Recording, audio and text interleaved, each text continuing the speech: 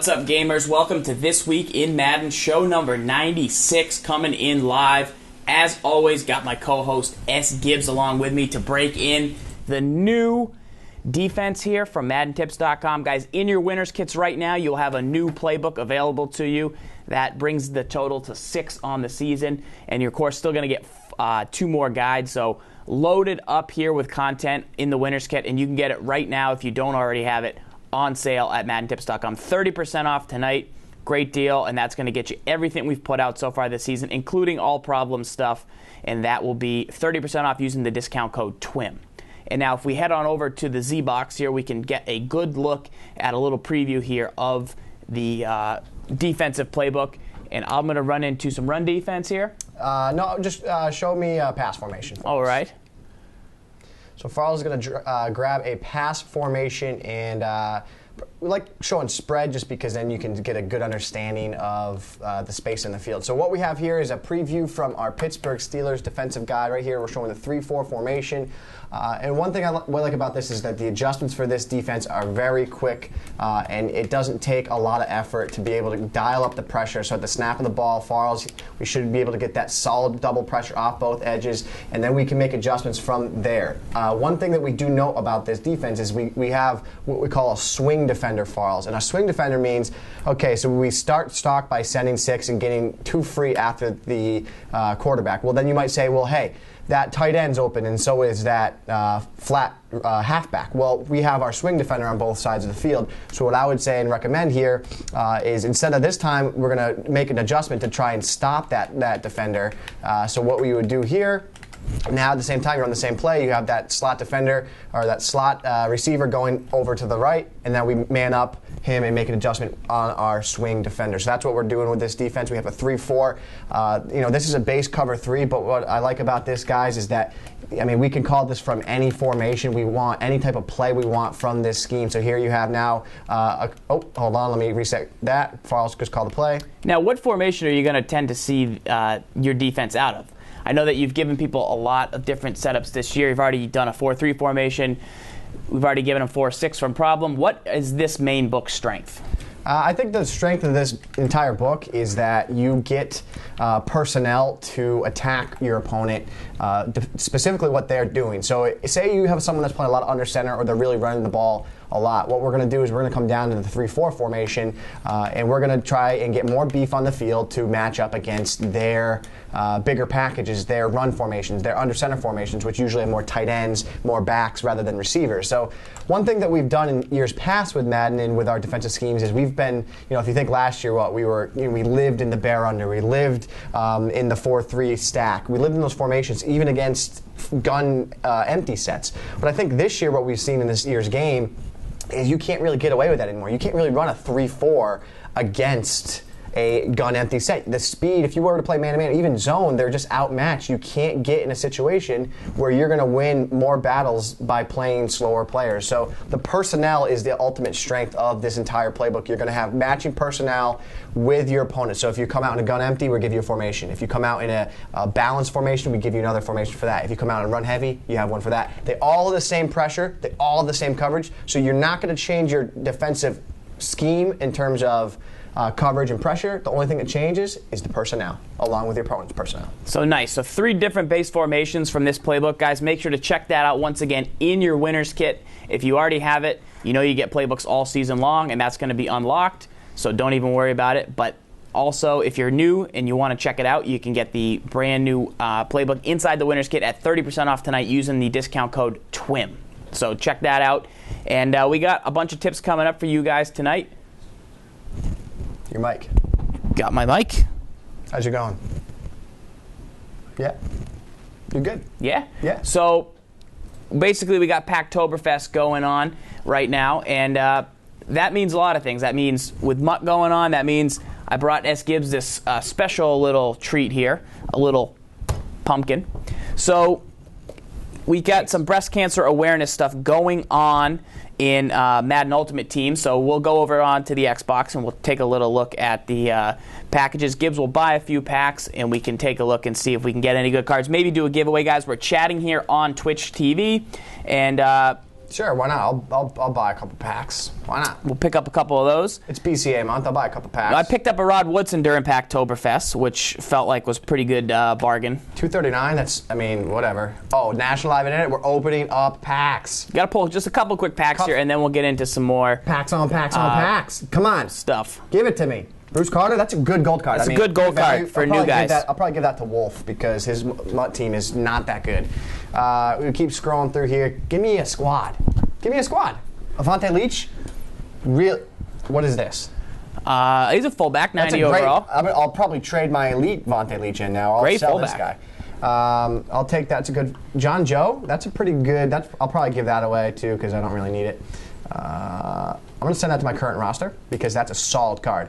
I already have the elite Avante Leach, but I could make some cash off of one of those two. So we'll send the rest of the reserves because none of them will be able to play on my squad, and we'll buy this last one just because that's what Mutt Moguls do. And I'm hoping that I can pull a card like Farls put. You pulled a Rod Woodson? Pulled a Rod Woodson. I also got a Jack Ham. In the Packtoberfest or in the Breast Cancer Awareness? During Packtoberfest. Breast Cancer Awareness has one player from each team that is a pink card.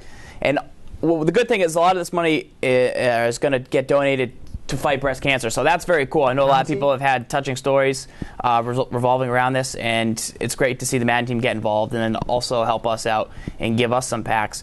You know, all the stuff goes towards that. We got Kevin Booth from the Giants, and we have Keith Rivers from the Giants. The 0-5 Giants, Farls. How's your team doing? They're not doing that great. You feel good?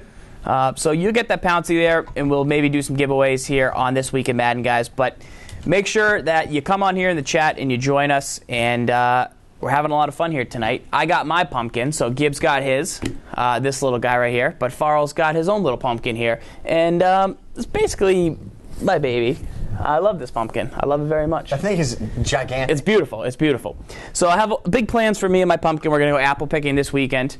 But what else are you guys up to for October? Anything big? No. How about we get to some Madden tips? Let's do it. Let's take a look here at the first mailbag question of the night. I know Tech Guy will be reading us some good ones. We're going to be looking at all things Madden related this week. And if you have any questions, hit us up in the chat. Hit us up on Twitter. And use the hashtag TWIM96, and we'll take your questions live. So let's see what the first mailbag question is here.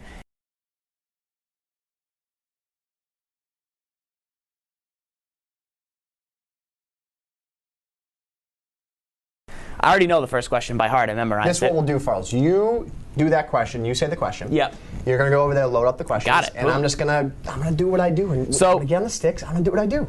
The first question of the night was looking at the Chiefs Playbook. Yes. Somebody wanted to know, is there a good formation from single back? Yeah. Chiefs formations. So here we go. I'll tell you what formation it was. The Chiefs doubles. They're looking for a good base play, and a base play for the newer guys. Tell them a little bit about a base play, and then show them a good play from Chiefs doubles. Right. So Farls, while you go load those up, yep. I have both controllers here, so I'm going to man this up. I'm going to just be a one-man wrecking crew. That's what I do. And so the whole idea behind a base play, guys, is that you want to be able to have a play that you feel comfortable in with one or two reads on that play, something that makes this play difficult to stop, whether it's beats man-to-man consistently, whether it beats zone consistently. That's the idea of what you're looking for with a base play. And I think that there's a great play from this formation that we can take a look at as we're scrolling through these plays. There's two plays that I would take a look at. I'd look at smash Y in, and then I would also I'd really kind of focus on the Z spot, and I'll show you why I would focus on that spot play. So we go into our defensive play here, and we're just going to grab a basic two-man under. Now, what I would recommend about this play is I love the route to the halfback. This is a fabulous route. I've been using it actually from the St. Louis Rams playbook. It's a great route to the halfback. If your opponent gets in a situation where they don't cover the halfback or they blitz, or a lot of people usually control the middle linebacker on the halfback, and they'll let the halfback kind of go and roam out in the field. Well, this is a kind of a snap. You see him uncovered, and you lob it to him, and then you can see that typically he actually gets much better animation that leads him upfield. And this is a route that we've actually talked about for years when it comes to Madden. So at the snap of the ball, you're going to see, we see that he's open in the flat, and we get a great throw, a pass lead that gives him his momentum, moving upfield, which leads him into space where he can actually pick up yards after the catch. So what you're going to be doing with this one route from this one play is you're going to basically take your opponent's ability away to blitz and or cover or manually defend the halfback with a middle linebacker, because you're going to be able to get the ball out in the flat quickly, get upfield for big yards, and that's just that one route. The other routes that I really, really like out of this play for a base play purposes is the tight ends route. The tight ends route is a corner route, and that's going to do a great job at beating man-to-man. So you can see here we can hit that corner, and as the tight end breaks the corner, we're then able to attack the man-to-man defense. So those are the two routes that I would really focus on for a base play from this formation, and then you can build around it. I already saw that it had a great inside zone, and what I like about the inside zone is you're going to get double team blocking if you get the right front. I know Zan's been a big fan of double team blocking in the years past with formations like single back bunch, inside zone, things like that. So I think that you'll have a lot of success running this as a base play. I think that if you do get a situation, I'll show you just what a zone blitz might look like. Here's a zone blitz. Typical 6-man zone blitz, right? You're going to get pressure off both edges.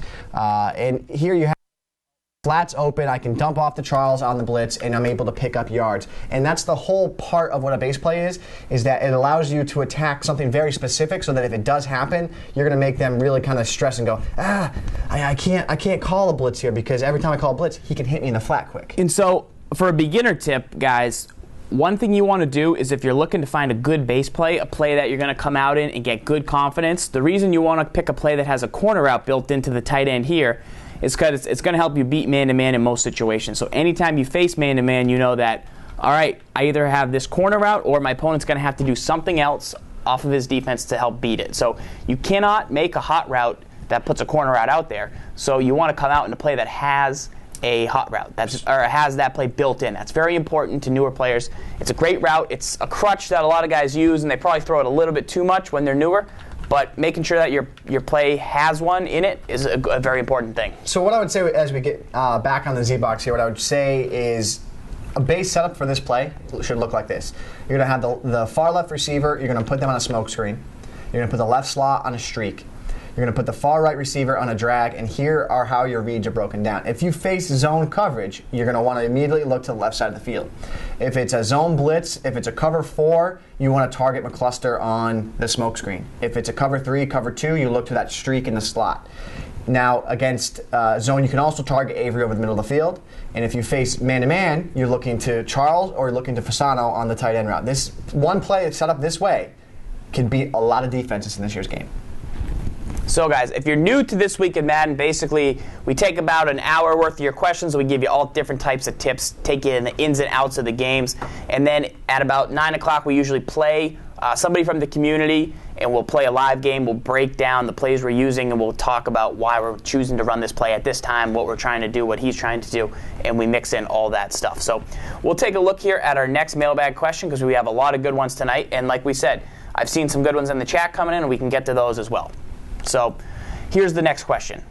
This one's coming in from Double J65. How can I return more interceptions for touchdowns? My returner seems to get twisted around and go out of bounds. So this is something that's newer in Madden 25. Last year, you were unable to kind of pick the ball. I never saw a lot of interceptions on the sidelines, and that is the danger area. The big danger area is interceptions on the sidelines because if you remember Matt Ryan against the Packers in the playoffs a couple years ago, he threw those picks to the sidelines, and if they break on a route, if you shade an out route, so we'll practice here. Basically, what I'll do on defense here is I'm going to have man-to-man. I'm going to put if Gibbs puts McCluster on an out, how I can stop his out is I can use coverage. So Y, I can push A, I can push X for McCluster, and I can shade him left, which is going to make my CB here play the out route. And that should get me some picks along the sideline here. If Gibbs tries to throw it, my guy's going to trail. Hopefully he can get an interception. Here we do. If he had caught that, you're going to see that I would have had lane to turn and intercept the ball. However, in Madden 25, the game actually delays to make sure that you catch the ball before it turns around. This is a new thing, and it actually improves the game a lot. But as you can see here, I would have had a lot of green. What I would say to get more picks on interceptions, what you really want to do is, as soon as you see you have a pick, I want you to hit L trigger, because I want you to strafe your guy up so that he's going to be running forward, his hips are forward after you get the pick. That's what I usually do, and I think I have a lot of success with it. Throw me another out here. Let's see. And be ready to use the right stick to pick up, because you're going to get your momentum lost, and you want to use the right stick to run free and get your momentum back up. Yes. So it depends where you're breaking. We'll try it one more time here. McClusters, we've locked up the out, but we haven't got the interception yet. We have the out shaded, and hopefully we can intercept one. I've had some trouble this year. I've pitched the ball. Okay, so right now I turbo, and I hopefully can get it there. Don't try and run before you've picked it, because here's why I think this is happening, guys. I think last year the camera turned right away, so you just held the button. This year it doesn't turn right away, so you start holding the button as a reaction from last year. It doesn't turn. You're going the wrong way. It picks up your momentum, and then when it does change, you're going the wrong way. And I agree with you, that does happen sometimes, but once you start to learn the timing of the change, it is improved. And don't hold LB. I hold LB to punch after every catch. I go to swat every catch. So sometimes when I actually catch it, I'll intercept the ball almost by accident. I'll pitch the ball because I'm holding down LB. So be very careful about the timing of that. Good question actually coming in from the chat from 3 Steves. He said, how do you stay underneath a curl in man-to-man? So you can't shade under. I'm going to shade right here, but if I was to shade down, I understand what you're saying, like, because that's that works. Right, so I shaded inside there. That's what I was going to say. And like I said, we just ran the wrong way right there. Right, but if you shade inside against the curl, you're going to get a better chance for them to break on the inside, and then they can jump, because if they're on the outside hip of the curl, there's no way they're going to cut through that defender or through that receiver to get there. But you'd think you want to shade down against the curl, but that's going to press. Right. And that actually can't work if you do get beat by press. It can work to your advantage, but if it's streak, you're going to get beat deep. Right. So we'll run it one more time here. I shaded inside, got the pick. Here we shade down and press. And the press will work. We break on the ball. Especially if you get beat. Yeah. So that's an option, guys. That's an option. But make sure you're careful when you get an interception. Don't freak out. Don't get real excited and then hit the controller every which way and potentially pitch the ball. Stay calm. Wait for that camera to turn. Then go. Use the L trigger tip that Gibbs gave you. And guys, everyone that's in the chat, new to watching This Week in Madden, we are live here on MaddenTips.com on Twitch. And what we're going to ask is the little right-hand corner, bottom part of your screen, there's a little follow button. If you like the tips you're getting, if you like the action you're seeing, I want you to click that button. You're going to be able to be subscribed to this channel every time we go live, every time we have streams and we give out tips. You're going to be notified, and you'll be able to come into the stream and hang out. 96 TWIM straight, so pretty good. Pretty good. All right, let's take a look here at the next mailbag question, and then we will jump into some more Madden tips. Tech Guy, beam me up with another question. What do you got? This one's coming in from Dirty Bird 87. How can you stop runs from the pistol full house formation? So the pistol full house is a formation that we're going to have to see if we have here. And what makes the pistol formation super tough is its ability to have 3 different players in the backfield. So Gibbs will get this loaded up, but I'll explain some of the complications of defending the pistol full house. You're going to find the pistol full house formation in the 49ers playbook. They have not only the pistol full house normal, but they have pistol full house tight end, which brings the receiver in and puts him at tight end and lines him up in kind of a weird spot. So when you're facing the pistol full house, they can hand the ball off to a running back who's behind the quarterback, or they can hand it off to another running back that's on either side of the quarterback. So they can run right, they can run left. That means you got to stay balanced against this opponent. You got to stay balanced because they could run it any which way. They could run the read option, which we can teach you how to stop. They can run power right, power left. They can mix it up. They can run quick fullback runs up the middle. And it can be quite a challenge to slow down this formation. So one thing I would say, that you did mention that you can run it from any spot, but you got to have playbook awareness, guys. We've talked about this before. Not every single pistol full house, depending on the playbook, has a handoff to those guys. So you have to watch out for what you saw from Problem in Problem's pistol playbook was he took advantage of the halfback off tackle run in that pistol full house, and because of that, you have runs that can go to anybody in the backfield. And he could flip it quickly. And that's where it becomes a tough metagame. And this is a tip that we've shown with single back ace. You can flip single back ace, and your quarterback can switch the run completely without having to pat himself on the playmaker. So you could be running right, flip it, your opponent won't even know because it's a balanced formation, nobody moves. All of a sudden, they're running the other way. Same thing with pistol full house. And as we get into game here, we'll show you some tips. I love a cover 2 against pistol full house, and here's why when you see how it matches up. If they pass the ball, they really only have routes to they have quick angle routes out of the backfield and some short throws, so that can be a challenge. But when you play cover 2, they only have 2 receivers on the outside, so they can only send 2 guys deep. So if you have cover 2, essentially you should have both deep routes covered. And so everybody else is going to be in the box, and everybody else can kind of create a nice 8-9-man front to get that balance. So Farls is coming out here in the pistol full house. I have an idea of how I would try and stop it and how I'd defend it. So one thing that I kind of enjoy when you get a backfield like this. So something very simple you can do, I think would work very well, is if you come out in like a dime formation. I'm going to come out in 2-man under. Farls just comes out in any play, really. Niner's a good option. But what I'm going to do is I see that here you are in the full house. I'm not going to respect any type of vertical pattern out of the backfield, because what I'm going to do is I'm going to try and user those plays, right? And what I'm going to do is I'm going to always play the quarterback, unless it's a real specific situation. Always play quarterback. And then I'm going to take away those flats, because I think that those routes out of the backfield are going to either be blocking or they're going to be running out to the flat, something quick. I'm not really too concerned about a vertical pattern. And if I get beat by that, then I have to make an adjustment. But out of the get-go, this is how I'm trying to defend it. And so, once again, a pro tip for newer players. Even if this could be a pass, always play the quarterback. If you see pistol, if you see shotgun, and it's a playbook where it's a threat, always play it on every snap. It takes 2 seconds to do. Hold down L trigger, hit the button if you want.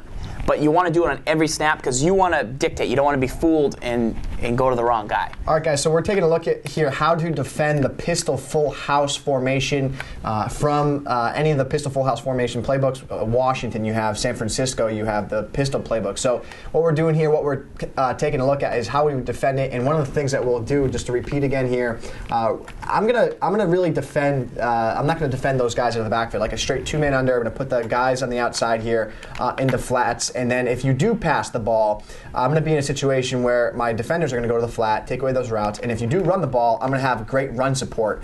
He got beat to the inside there, but the idea is I'm not going to play man-to-man on those guys, because that's what you want. You want to clear out space if you were to run like a QB wrap or if you were to run a read option, things like that. So that's one way that I'm going to consider stopping this formation. Yeah, you don't want to go with cover 3 because, like I said, the best thing that they could do to go against you is the only thing they can do is put 2 streaks. Now your middle's kind of vacated. Now if they run an angle route, which is very popular, a backfield route, if they run maybe an option route, now you don't really have enough stuff in the middle going on.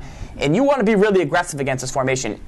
The only other way that you can get beat from this formation is by some wheel routes out of the backfield, but they should never have enough time to throw those wheel routes, because your run defense should, if it's not a quick play action pass off of a run, like a real quick play action, they shouldn't have the ability to drop back and not get sacked. So here's another thing I would say too, guys. A lot of times when you look at something like the pistol full house, the pistol full house strength is also its weakness. So what I mean by that is its strength is that it has all these guys in the backfield to be able to lead block, to run the ball, to pass the flat. But on the flip side of that, a big weakness of it is routes that flood the middle of the field. So you don't really have to necessarily defend that part of the field. That's why I'm saying you drop to the flats. The weakness of this formation is its strength. So you can't really attack me in the middle of the field here. It's going to take too long for routes to develop. You're going to have congestion. You could put both those guys on streaks. And but it's going to take a while for those routes to develop. And right. Ultimately, I can try and click on and make a play. And even if you're on, so what I'm saying here is even if you're in cover 2, right, and those 2 routes take me deep and I should be able to throw these, I should get sacked before I can those wheels cut. Right. Is got to be part of your run defensive strategy. So here, you got to send more pressure than can let me get that. If you're going to play cover 2. If not, if you're going to play cover 3, that's fine, and maybe the flats will drop back. But if you're going to play cover 2, you need to bring a type of run defense against this formation that is solid across the board, but also aggressive. So here we'll go again with that wheel play, and we'll look to go deep here. But the deep zones will take away the streaks at first, and pressure has to get in before I can throw the wheels. And that time I sent a blitz. The other times I was in coverage defense. So, if I want to gas you up from this formation, I'll gas you up. And I'm going to have lights out coverage on it. I'll tell you that right now. I do, and that's going to help defend runs from this formation. So that's what's important. You got to keep them contained to the inside. The flats do a good job containing everything inside, not giving up big runs from this play, and really slowing things down out of the pistol full house. It's a running formation, but it's not going to kill you if you bring everything up. So that's what I like to do when I face that formation. All right, guys, let's take a look at the next mailbag question here. Reminder, you can get the winner's kit right now on MaddenTips.com. 30% off sale right now to celebrate the Pittsburgh Defensive Guide, which just came out. It should be available in your winner's kits very shortly here on MaddenTips.com. So I know a ton of guys that watch the show have already bought in, and you're all set. And everybody else, you got a good chance with the 30% off. So I'm putting the link in the chat, guys. If you're interested, click that link. I hope you're interested. Click that link and purchase that guide. Check it out. All right, here we go. Next question. This one's coming in from Birdman the King. Is there a good under center base play from the Kansas City single back doubles formation? Already crushed Birdman's question here. We did crush out Birdman. of the single back, and we'll just keep rocking more questions here on This Week in Madden. Next question. Boom. Boom. This one's coming in from Barnes873. When should I sub my linebackers down to defensive end to rush the passer? So this is a good question here from Barnes. Barnes has been asking some good questions here on TWIM. And what he's saying is, you know, we recommend that people actually sub in linebackers like Clay Matthews, DeMarcus Ware, down to defensive end to rush the passer in passing situations. But what is an appropriate time to do that? Well, you don't want to do it against a formation like on the Xbox here, Pistol Full House, because those guys are going to want to be, you know, playing at the second level, and you want to have beefier guys at D end. But later in the game, when it's a passing situation, then is when you want to unleash the hounds, like the Giants did with their NASCAR package when they were a respectable team, and that is very frustrating that the Giants can no longer rush the passer. But a good example of that would be the ability to move to the linebacker pass rush package here on defense. So as you see, you can use the right stick to go over to the linebacker pass rush package. I like to do it anytime it's, you know, 3rd and 7 or more, and sometimes I'll even do it on second down if I'm expecting him to come out in kind of an empty set. Another good boost about, you know, linebackers is a lot of them will get a pass rush rating boost when they drop down. But also, if you drop them into coverage, they're going to play a lot better than defensive end. No team has better linebackers to drop down than the Packers, because their regular DNs are beefy DNs, like Neal, players that you don't want. You want in the game to stop the run, but you don't want them in the game to rush the passer on long yardage down. So, as you can see here, we have the package in the game, and if we drop a guy into coverage, like coming off the edge, you're going to see that a linebacker is going to play a lot better coverage. Right. So let's see what we get here. We'll get rid of the play action. And the idea with pass rushing linebackers, I'm actually doing this a lot more as of late, where I'm using packages like the defensive tackle package that I'm using in one formation that I like. It gives me more beef on the field to stop the run, and then the more athletic player that you get here when you use it, the better he's going to drop, the better here he goes there, and he's likely to make that interception. Right. But the idea is, in the beginning part of the game, be more conservative, keep your beef guys on the field to stop the run, and then as the game develops, this is how it always works in Madden, right? If the game gets away from your opponent gets away from their main scheme, they're going to try to run the ball early. Then what happens is they start to pass the ball. So when that happens, you want to just kind of get rid of that beef package and just go LB rush. You can sub them in. This dime package actually has a 4DN package, so what that will do is it'll move my starting defensive ends to defensive tackles, and then it's going to move my outside linebackers to DN. So I'm going to have an absolute monster rushing package. I like that a lot. I like getting your best talent on the field, guys. If you have your best 11 guys, you're going to play them all the time. Madden 11, you could kind of keep your 11 studs on the field, and that led to more speedy lineups. But this year, you need to respect the run this year, and you need to not abandon it until 3rd down. You can't bring those guys out on the field. But you definitely want to do it. You can use RB subs, certain formations. One tip I like to do is, say I have 2 nickel formations. I like to put one with my speedy linebackers in, and then I like to keep the other one for my run D. And that way I can have a little bit of combo of both. I don't have to use the package as much, and I know this is kind of my run defensive formation, this is kind of my pass defensive formation, even though it's kind of similar. That way you have the RB guys all subbed in where you want them. You get that set up early, and then later in the game, when it's time to unleash the Kraken, you already have everything set up. The Kraken. Next question here. Let's see what we got. This one's coming in from Phenom280. Do you guys have any combo moves that help you bounce your runner to the outside? All right, so run free this year, you have a lot of moves at your disposal. So combo moves are the ability to use the right stick to string together more than one type of move. So getting to the edge is important, but what moves, go with that? Well, I think one move that really goes with that is on kick returns. Sorry, my bad. One move that really pumpkin awesome or something. One move that really goes with it is the juke. I have pumpkin envy. The juke can break down a pursuit angle extremely well. So if we go over to the Xbox here, it's best for kickoffs, but I'll try and show you here on like a halfback counter run. We showed you why the halfback counters were good last season. Hopefully one of these formations will have counter. Now, another part of this question that was asked was, would you rather have a speedy back or a power back? Well, I mean, that's really it's almost like a philosophical question. Okay. I prefer power backs. I think Marshawn Lynch, specifically the Ultimate Team version, is one of the best power runners in the game this year. I think Frank Gore is tremendous. But only because I like to use the truck move. Head down. I like to do that, and I just took out two guys. So that is why I like Frank Gore. Because after first contact, my yards are going to be pretty clutch. And I understand that I'm not going to do a juke move with Frank Gore here.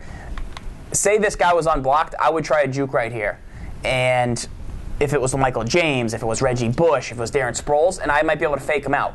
But with Frank Gore, you can't risk that. But if you put that head down when you're about to get tackled, 1, 2, you just crush people. 3, and a jump. Falls forward. So that's 8 yards from contact. So that's why I like Marshawn Lynch. That's why I like Frank Gore. But a counter's not going to be Frank Gore's bread and butter. Frank Gore's better type of runs are going to be power runs, straight ahead runs, off tackle runs, where you don't try and get to the corner. But other players actually can have the speed to take you to the corner and use some combo moves. What are some shifty moves you like to use with combo moves? So the same idea here. What I always do, I always recommend that you do an L trigger precision juke every time you're about to get tackled. This is my number one thing I do. You see me do it all the time on kickoffs.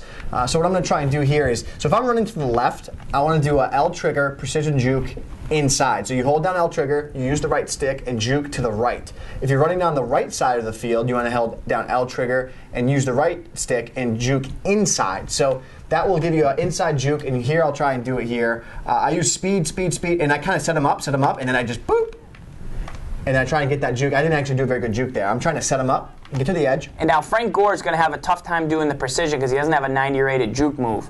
But you still fake them out. Right. You can still do it, but the higher rating you have, the better chance your precision move is going to work. And I like to get guys that have 90 or above to get the precision juke. But Gibbs here having some success, and you see the little different move, the little stutter step. But we still get the same thing. Almost two guys there. I faked out one guy, faked out the other guy, and then I hit him, and then I fall forward. So it's still the same. I mean, you're still mixing up the same thing. So you think that's the best run free move out on the edge? Absolutely. I think if you run it in between the tackles, yes, do the truck. If you're running at somebody head on, I would say do the truck. But if you can get an angle on somebody, there's no there. I'm gonna go this. Here I'm trucking. There I'm putting my head down because I didn't have the angle to juke. Because if you want to kind of juke like upfield. So if you're running at an angle like this, when you do your precision juke, it causes the game to miss, and that's what I'm looking for here. So head on, do the ZFarls truck. If you're going at an angle, here I'm going to do a truck. And I didn't get it, but maybe that's part of the reason because I'm looking for the angle. So 2 different ways to go about it. So yeah, I do like power backs. I think they're more effective this year than they've ever been, but I still think that a well-timed precision juke that Gibbs is pulling off here with the right back can be pretty devastating. And like I said, guys, on those that right there, on those kick returns, real good. If you have even 1 or 2 guys on the edge, when you're running at that angle, you hit that juke at the right time, you can leave 2 guys in and you can. Here's the reason why I say do the juke, because when you do the juke, you have the chance of I mean, yes, when you put your head down, you could run them over. But then I feel like no matter what, you're going to get tackled. So when you do the juke, it looks like I have no chance here. Why did I even juke? Well, I juked, and you get the fake out to 3 guys right there. And now I'm going. That's why I do the precision juke, because I know I'm going to get a chance to fake out defenders. So even if you're user controlling somebody and someone does a precision juke on you, you're going to fake them out. Doesn't matter. So good question there. It's really a preference, and it's really, are you trying to get a first down or are you trying to break a big run? So those are a couple options you have of combo moves to get more freedom in the run game. All right, guys, next mailbag question here. Let's check it out. That was a good truck. This one's coming in from Get It. What is the key to throwing less interceptions? So this is seemingly something that we talk about almost every week, guys, and it started out with our defensive coverages, which you can read how to learn how to read defensive coverages right here. And if you just click one of our YouTube videos, you can get a full viewing. But we're going to take you into game here, and I'm going to show you how to use pass leads to not throw interceptions. So even if you make a bad decision, I can teach you how to cut down on turnovers. I like it. Let's take a look here at some passing plays. We can go over to the Z box and get on offense. So I'll show you what I think can help you guys cut down. So there's a couple routes that I like that we've noted, and they depend on the defense. But we'll try and find a corner route here. And once we find that, we can smash. So yeah, so this smash, I think the front of this route is a little bit too long. There's some other corner routes that break a little shorter. I think they're going to be a little bit better. But now, the right one's normal. Yeah, the right one's a little more normal. So are you a man-to-man? I can be a man-to-man. All right, so we'll go to man-to-man here. And if McCluster's going to get covered, so even if I make the right read, guys, and this route's going to get open against man, I don't know, 75% of the time or something like that. But say it happens to get covered, what I can do is I can throw that route, and see how we caught it on the 20-yard line? Yep. If you're covering me tighter, he ended up getting wide open on that route. But if you're covering me tighter and I still throw this pass lead down and away where only my guy can get it, yeah, I lose out on 5 yards here and potentially a nice cut. But there's no way you're breaking on that ball to get an interception. Right. So let's see if I can do that again, call man-to-man. And show me a better pass lead to get more yards. Right, so this would be a pass lead where you're going more aggressive. Where I'm going. You cut it about 4 yards upfield. I'm hoping to cut it upfield there, but we'll try it again. Move it to the other hash. But you can use it to protect your throws. You can use pass lead to protect your throws and make it sure that even if you're about to throw the ball, and I've done this. What I've done is I've thrown the ball and said, that's a pick. Yeah. As I'm pressing the button, I'm like, oh my God, I just threw an interception. But the last 2 seasons, you're kind of able, as you're holding that button at the last second, to use the left stick to kind of lead it in another direction. So if for some reason McCluster were to get covered here, so here he didn't, so I lob it out like that. And now you pick the big play. And I get extra 15 yards because of pass lead. But maybe shade Whitner, go man-to-man, and then shade him to play outside of McCluster. Who's covering McCluster? Whitner. So shade him right. Now you're going to shade him out, and hopefully Whitner will play a little bit better. Got outside a little bit better. Here's where I think you're going to see that this. Off the sideline. Here's where I think you're going to see where you want this Farls throw. You throw a down and away angle. If you move the ball to the right more. Yep. If you have a short sideline, this is where it's a lot harder to get that route. Especially, also, let me do this too. Let me get rid of this. Hold on. Let me put a guy with better man coverage on the guy that doesn't have as good route running, and let me get the press at the line of scrimmage, because that a lot of times messes up your read. So now you have a short sideline, you get the press, you got a better man-to-man coverage, and see how he hangs on that? You got to throw it down and away, or else Rodgers is going to jump that. Right. And here we got lucky, but watch. So yeah, this is exactly what I'm talking about. And this is going to depend on your man coverage, your route running, on offense and defense for ratings. But right here, when I throw this ball, he's kind of covered. Like, that's got a potential to get intercepted if I throw that first pass where I went for big yardage. But here where we throw the ball, we throw with that pass lead, once again we see I'm able to come down and get it. I go to the ball, and you're going to save yourself a lot of interceptions by throwing different pass leads. And you can do the same thing with zone coverages. So if you're playing like a cover 3 here, you'll see that I'm able to throw shorter pass leads that will fix McCluster and Fasano if they're covered. So I throw them down and in. I protect my guy, and that way if you throw an up pass lead there, you have potential to be intercepted. So we'll do that one more time. But you could also use that up pass lead in certain situations to still have success. But in general, the down and away is a much safer throw. You're going to protect your receiver. You're going to protect away from those picks, and that's a huge tip that I don't think we've covered really this extensively. Because even if you read the coverage right, and all of a sudden the guy just happens to get covered. So here, McCluster's in front. If I throw it up pass lead, he can make a play on that ball. But since I throw it short and cut it off, much less room for interceptions, guys. But we have more tips on reading coverages on the YouTube channel, youtube.com/Prima Games video. You can check them there, and those are some great resources to learn how to read coverages, to cut them down. But that is just a tip for when you're throwing the ball and you're like, man, I'm about to throw a pick. Use that pass lead. Just try and save yourself, and you really can sometimes. I mean, that pass lead is going to cut down if you're throwing 4 picks a game, doing that pass lead, working on that, you're going to cut down to 1 pick a game. Because I would imagine a lot of your picks are you're running a slant, and then the man-to-man defender is kind of in a position where he could break on the ball. But if you throw that down and away pass lead, you're not going to get picked. Right. And it goes a step further. I don't know if you mentioned this, but say you're in the same situation here, and you run a slant to McCluster, man-to-man, and run him inside. So say the route's coming, and you're throwing it to him, and you throw it down and away.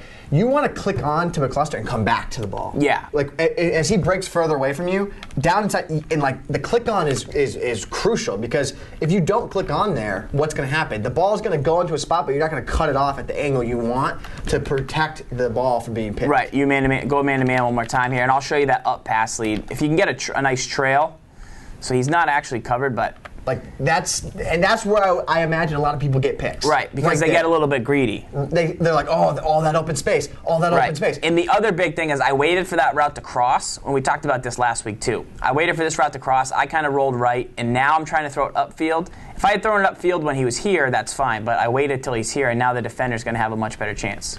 So the pass lead really does put a lot of effect on it, can save you from a lot of interceptions. It does.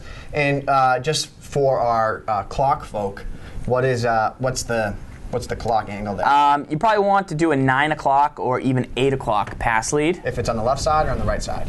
8 o'clock's this little guy's bedtime, but you can do maybe 8 o'clock pass lead. And if you're throwing just a straight, you want to throw that pass that I threw where I got big yards, and that pass I just got picked on, but could be big yards if he's actually really open. 12 o'clock, straight 12 o'clock, cheese all day. It's good stuff. Guys, and I'm also in the chat, I'm putting a subscription link to the Madden Tips YouTube page. If you want to copy and paste this link into your browser, click on that, go to it, subscribe. You're going to get all of our Madden Tips videos. You're going to get all the greatest archives from TWIM, all your Madden content you could possibly ever want. Another really good question here to build on this. So back to the Z-Box real quick here. The question is, what if it's a streak? Do you still want to use a down pass lead? And the answer is no. Streak, if you're throwing a prayer streak, you want to throw an inside pass lead. And this has been toned down so much that I don't throw them anymore. I used to throw them a lot in Madden 13, but I don't throw them in this year's game. But so say, I'm targeting Fasano here, and what do you want me in? You could stay in 2-minute under, but for the most part, if somebody's going to throw a streak, they have the heart set on it. Somebody's throwing a lot of interceptions, they have their heart set on throwing the streak. They're just going to throw it because before the snap, they think it's going to be open. And if you snap it and it ends up getting covered, you got to throw inside. You don't want to throw down on a streak. That's more for horizontal routes is the short, the down and away. But for vertical routes, you want to throw it inside because then you have a better chance of click on. I've had some miracle click-ons this year. So I would never throw this A route, but say I was going to throw it anyway, I would do that. Right. And that's your best chance. Here's the thing though. Also, you don't really want to throw the streak when you get a press. You really don't. Right, it's a tough spot because it's delayed. He's not going to get the same depth of the field. So what I'm saying is, if you had your heart set on go to Fasano, you think you're going to get inside, but then all of a sudden this guy drops and you say, whatever, I'm throwing it anyway because I'm stupid. You throw it inside. You wouldn't throw it down. And here we click on and we're able to make a good user play, but generally this is not a good way to have success in this year's game at all. All right, guys. Next question here. Let's take a look and see what's going on. This one's coming in from Ryan Q3.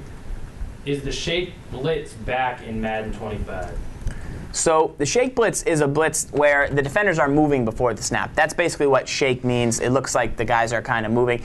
And I've seen some shake blitzing in the NFL. I've seen some defenders in the 1-5-5 prowl here who are going to stand up and not let their position be shown to the defense. That's going to make it tough for them to read who they should block, who they should, who's coming, who's going. So it's not really back this year because you can't really do it like you used to do it where guys were kind of going crazy. But generally a good tip is that you don't want to snap the ball if your opponent's still setting stuff up and his guys are moving because they could potentially move pretty fast after the snap. Absolutely. And I mean, to show you that question, because this is something that some people have used, if you take any of those like nickel 2-4-5 formations, what people have been doing is if you call one of these sugar plays, so if you call like sugar cover 3 bluff, Farls is on offense. What you could do in a situation that people are doing is if you blitz the middle linebacker here, Walden, and you were to show blitz, he's going to go into that spot. Now if I back the coverage up and I show blitz, you see how he's moving back and forth. So now you get in a situation where they go to that spot. But this is my opinion. That doesn't do anything. Just leave him stock there. Just show blitz. He's got to come in there regular. He does this right. You're just going to get your guys out of position on the outside, moving. You don't want them moving at the snap, but you want them stationary. So just show blitz and watch. You're going to get a good pressure here. Snap, pressure off the right edge, but boom. So what's that? What's the difference between doing that and shaking the guys? I think fear. I think fear is a big part of the shake blitz. I think that when you see guys moving before the snap, you might get a little bit nervous because you don't potentially know who's coming. You might think that the other guy who's on his own might be coming. Right. So you might get nervous, and sometimes, when like we said, if guys are moving when the ball snaps, things can happen. So if I'm in a hurry up, right? If I'm in a hurry up offense and it's 4th and 1, I'm trying to go QB sneak, and my opponent still has his guys running back, I'll wait till they're set. I won't try and hike it while they're still moving because some things can happen. Right. But generally, if they're going to be trying to move their defense, I'm not going to let the intimidation get to me. I'm not going to let the fear of, oh man, his guys are moving, freak me out. Your offensive line will do a good job recovering, and there's not really an issue. I wouldn't say it's back at all in this year's game. Nothing like it has been. Not like it was. It used to be pretty fierce. good. It was fierce. It was one of the most feared defenses in the game. And people try and reinvigorate it, but it's not the same. It's something you think it's weird, so you think, oh, it's going to be good. It's more of what you were saying. It's more of a shock and awe. It's intimidation. You're seeing this. It's weird. You think that it's better than it is. It sounds better than it is. And it's something that a newer player could do, a weaker player who makes them look like they're puffing out their chest a little bit because it looks. You know what? It's a lot but like. It's a lot like this. It's a lot like if you were to go out and buy a pumpkin. You would buy a pumpkin like this size for your buddy, and then you come in and you try and intimidate them by buying a bigger pumpkin. Listen, I'm fine with my little pumpkin. I'm really okay with it, and I actually love my little pumpkin. I think my little pumpkin's nice. And when we do a pumpkin carving contest, I'm literally going to light you up because look at the stem on this thing. You know what I can do with this thing? All the detail and intricacy. Beast Java says size matters. Not with pumpkin carving. It doesn't. You don't want that thing. Good luck. I could paint the Sistine Chapel on this. You might be able to get great pumpkin seeds out of that, but you're not going to be able to have the intimacy that you have with the city of Boston some pumpkin seeds. I'm going to provide these to the Red Sox for their championship run. All right, guys. Next mailbag question. I like my pumpkin. This one's coming in from Epiphone Boy. What are the best MUT playbooks for a player on a budget? So this is a question we answered on one of the first ones we answered. What are the 5 best playbooks in Madden NFL 25? We said Redskins, we said Niners, we said Seahawks, some other good books out there, Run and Gun. Now, those are actually, in fact, the most expensive playbooks on the market. Anything in the MUT market that has pistol, has quarterback runs, Eagles playbook, those are all pretty expensive. Some of the MUT prices fluctuated. They did a collection for all the playbooks, so that kind of drew prices up, and now they're kind of back down a little bit. But any playbook can be good, guys. We have this guide here that we wrote, the official player's guide. In this playbook, there's play call sheets, situational for all 32 teams on offense and defense. So no matter what you get, you're going to have a good play for any situation that you're in. The Broncos playbook's always one that I've never. The Colts, when Peyton Manning was there, now the Broncos obviously, has always been a playbook that I've never been a big fan of because I don't like to run a lot of single back, and I don't like to run. I don't like some of the terminology they use. They use like dice and deuce and stuff like that. It's just a little bit different than I'm used to. But even with this, we go through and we give you all the plays that are going to be, in other playbooks. How can you have the success in this playbook? And it's all broken down. So if you're in 3rd and short and you need a pass, you have a pass. If you're in 3rd and short and you need a run, you got to run. So it doesn't really matter. It's about finding a scheme and sticking with it. So you can get plenty of playbooks on there for under 300 coins, and pretty much somebody will give you a playbook. I mean, there's a billion playbooks out there. But some other ones that I like that might be under the radar, I love Tampa Bay, both offense and defense. I love Buffalo. I love the Giants. Even from last year, it's always been a pretty good playbook. And those are just some cheap ones that you can get started with. Here's my recommendation. A shout out to newcomer in the chat, Mr. L. Moore Sticks. But a playbook that I would recommend is, you already said it, the Tampa Bay. There's 3 books I'd recommend on offense. Tampa Bay, I'd recommend Buffalo, and I'd recommend St. Louis. I'm actually using St. Louis right now, and all 3 of those books you're going to get at a good price. Buffalo has pistol, which is really nice. They both those playbooks have a good amount of like read options. Buffalo and Tampa Bay, good read options that you can implement into your offense. So that's why I like them. They're under the radar. It's not Carolina. You don't have to spend 2,000 coins on it. You're going to be able to use that Buffalo playbook to your advantage. And you can't set your audibles. Somebody asked that question. So you can't set your audibles in MUT. And you can't use a custom book, but there's plenty of good playbooks out there, and that kind of makes it a little bit more competitive because you have to go with the standard book. So next question here, let's take a look at what we got. This one's coming in from W. Muni. What do you do on defense when you find yourself outmatched and in a shootout? So a good question from Muni, who was in a tough game, lost 49-42. He was the Raiders. So he's already had a bit of a disadvantage on defense. You know, they're not a top echelon D. They're maybe somewhere in the 20 range. So he's kind of already fallen behind the 8 ball. And he's in a shootout with this guy, and he can't get a stop. He's hanging in the game, though. And like we saw with the Broncos and Cowboys game, we saw 51-48. How do you get a stop when you need it? And when the other team's just seemingly scoring on you at will, what do you do? You have Romo throw a pick. What do you do? You know, I think you go with the Ice D. And so the Ice D is something that we have as a bonus in the winner's kit, which is now live in the new Pittsburgh D. It's a little look into my defense. What do you do when your opponent is just scoring on you at will? And basically, you're going to go to a coverage-style defense. So, and you're going to try and take away their first read. I can mimic it. You know, his opponent was mixing in some screens pretty good, but we'll give you just an idea. It's not the exact setups and everything, but it's a little bit of a look at, you know, if a guy's ramming it down the field on you, drive after drive, you got to try something. And, you know, what is it? Well, I would say always go to 2-man under. Always. Yeah. Because 2-man under, there's very specific things that you need to beat it. So that's what I would say. But this is kind of the base of what it looks like. The fire and ice defense that Farls was talking about comes from the nickel 3-3-5 formation in the Minnesota Vikings playbook. And what we're taking a look at is the nickel 3-3-5 3-man under play. It's a unique play. It's the only 3-man under in the game, and it's in that Minnesota Vikings playbook. And it looks very similar to this. Farls, do you want to kind of, without showing too much what you do, but can you explain what I could do here on defense to play some ice defense? So, I mean, depending where you're getting beat, if I'm getting beat by maybe a flat pass, I might drop a deep zone into a flat. And what's good about this defense is you always basically have one extra guy. With the cover 3, you know, most plays are 2-man under. But with having 3 guys deep, you can always take one guy and just put him in your problem area.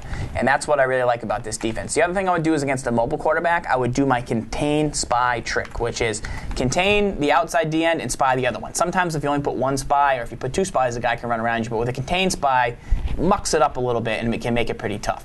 So, you know, I'd maybe drop a flat or drop a yellow and just kind of look to play different defense and kind of relax. I'm going to force my opponent to make short throws, force him to show me he knows how to beat 2-man under consistently, and look to take away a lot of his reads. And slow the game down. Make him go 10 plays, 12 plays, not get beat deep. Force him to make, maybe be able to come up and get a hit stick and just get one stop that I need to win this game. So, and a lot of what Farls was just saying, that what he does defensively from this ice defense, I shouldn't have that linebacker there on him, but what he'll do is he takes away he'll play the base 2-man under, and then he kind of finds where that number 1 option is, and then he goes and then he just kind of defends that one thing. So he defends that one option, and he says, so if you're going only to Davis, Farls says, beat me somewhere else. Say I love this route, so I'm just going to sit on it. I'm just sitting on it, and then you have to go somewhere else, and I'm taking that away. That's a lot of what the ice defense teaches you, and we can still gas them up from this defense. And remember, this is a bonus to what you're getting from the Pittsburgh defense. We're giving you a free bonus fire and ice defense from the Minnesota Vikings playbook. The ice is the coverage, the fire is the heat. And the beauty of what this is, guys, really is that this defense does not teach you setups.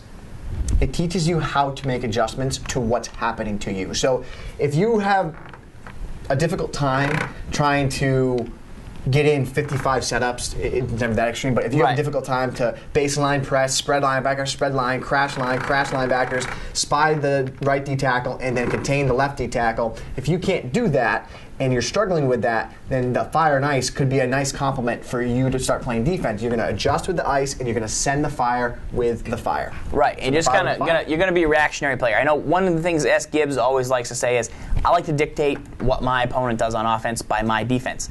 Because people will say, hey, if they come out in 5 wide, do I have to come out in dime? Do I have to come out in a passing set?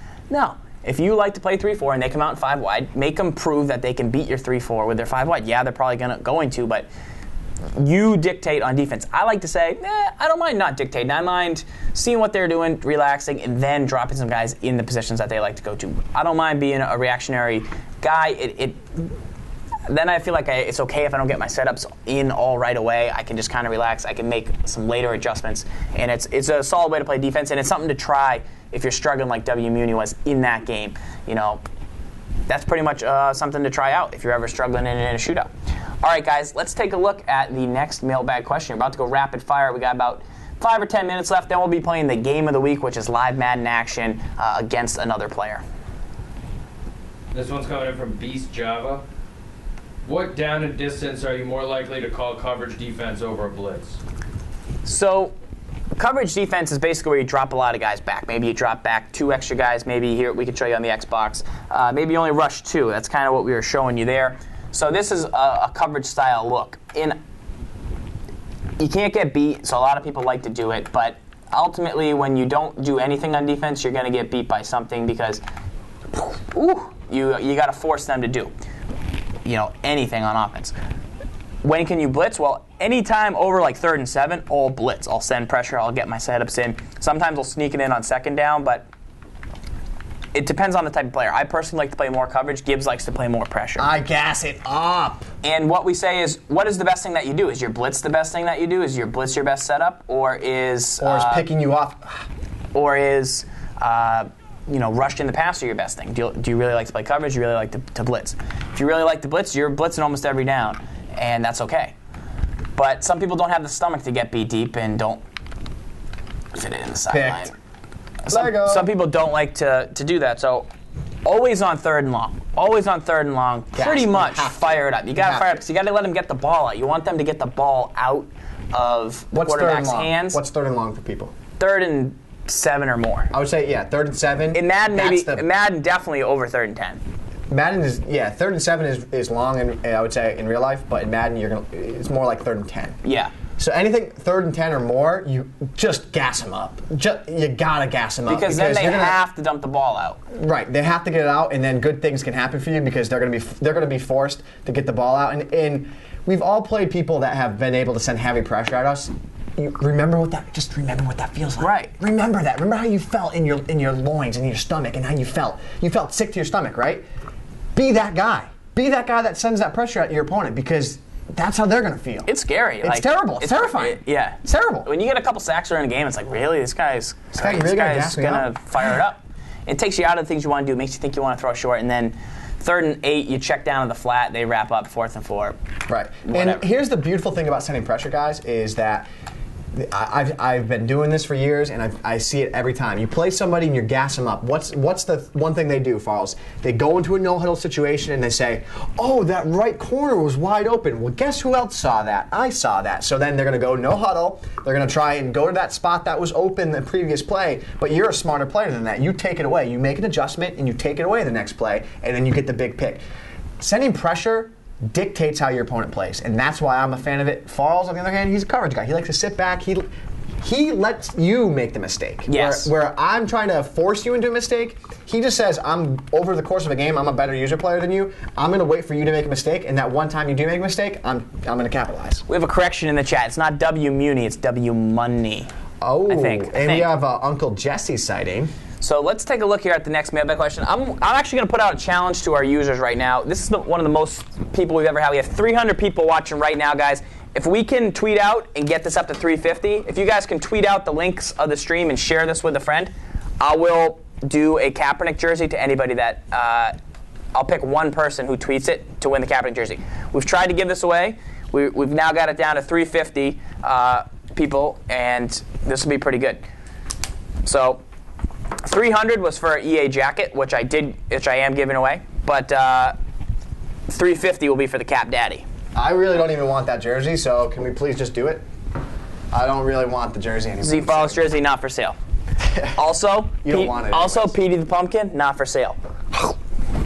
I thought you said his name was Piper before, or Pepper. Piper's a girl's name. No, could be your boy's name. Piper. You're gonna name your kid Piper? Piper. Rowdy Piper. So, remember that wrestler? Anyways, we should probably go to the next question. yes, take it. Next question. This one's coming in from Mika82. Does zone shading make an impact? Can you do it from man or zone? So, I mean, what is zone shading? If show the coverage audible and show the difference. You were doing it a little bit here. Show what happens with the safeties. I like it more in NCAA because the field's wider. Right. So, The hashes are wider, but the field's the same, but the hashes are a little further in NCAA. But zone shading is a great way to maybe take away someone that just runs all vertical routes. So this is a kind of an issue. So if you're playing, say, the Philadelphia Eagles, right? You probably know that your opponent's just going to send Deshaun Jackson deep every play, right? Right. So one thing you might want to do is I like to do this. I like to coax my opponent into making bad decisions. So I would maybe move Landry in. I would shade the coverage to the left. Watch the deep coverage here. I can shade it all the way left. I can shade it all the way right. See how the blue changes? yeah. So that's what shading your coverage is. Now I'm just making Landry run to that further deep part of the field. So let's see if I can fit a throw in here to Wims. Press. Press, and hopefully the safety will now recover. Right. So hopefully the safety will actually miss. The idea is that he gets to that. He's gonna go deep there, and if I clicked on that, I could have made the play. Yeah, if you were to click on. Now let's do it without it and see if we can fit it in. So here he's going to be out of position. No shading. Hopefully we'll press and Williams can get open. Let's see. I personally don't like shading, and see how he's much further away. Much further away. I don't like shading in zone because I think that when you shade a cover three, what ends up happening is you kind of change the way the zones play. So like if you're in a press situation, I shade inside here. I find that when I do this, a lot of times that I get beat on deep streaks. So if you snap the ball here, I don't. Maybe it's just me, but I find that the outside corner just gets beat. See how he like? No, not him. To the outside. I'll go to instant replay, but instant replay. This is what happens, I think, when you shade inside in zone. Does it affect the yellows? I don't know. No. The defensive shading doesn't. But see how that corner, for whatever reason, he kind of like... Because he's playing inside. But now he's crushed. He should be. I don't like that. So maybe cover three, what if I go spread him out? Well, and I press. It's the shade with the press that messes everything up. And you go right back to that tight end. So here's a good question. Is one thing I like to do with cover four, guys, late in games. So if you were to call like cover four, I find that one of the tender spots in cover four is like a post about 20 yards down the field. So like I've had 4th and 18, and I've had people convert against me with cover four, and it drives me absolutely insane because I say you guys should play there. Go to bunch. Do they have gun bunch? They have bunch. Yeah, halfbacks. There should hopefully be Z spot. Yeah, Z spot. That's a nice deep post for you. Z spot. I want to go. That's going to get to that tender spot. You think so? Yeah.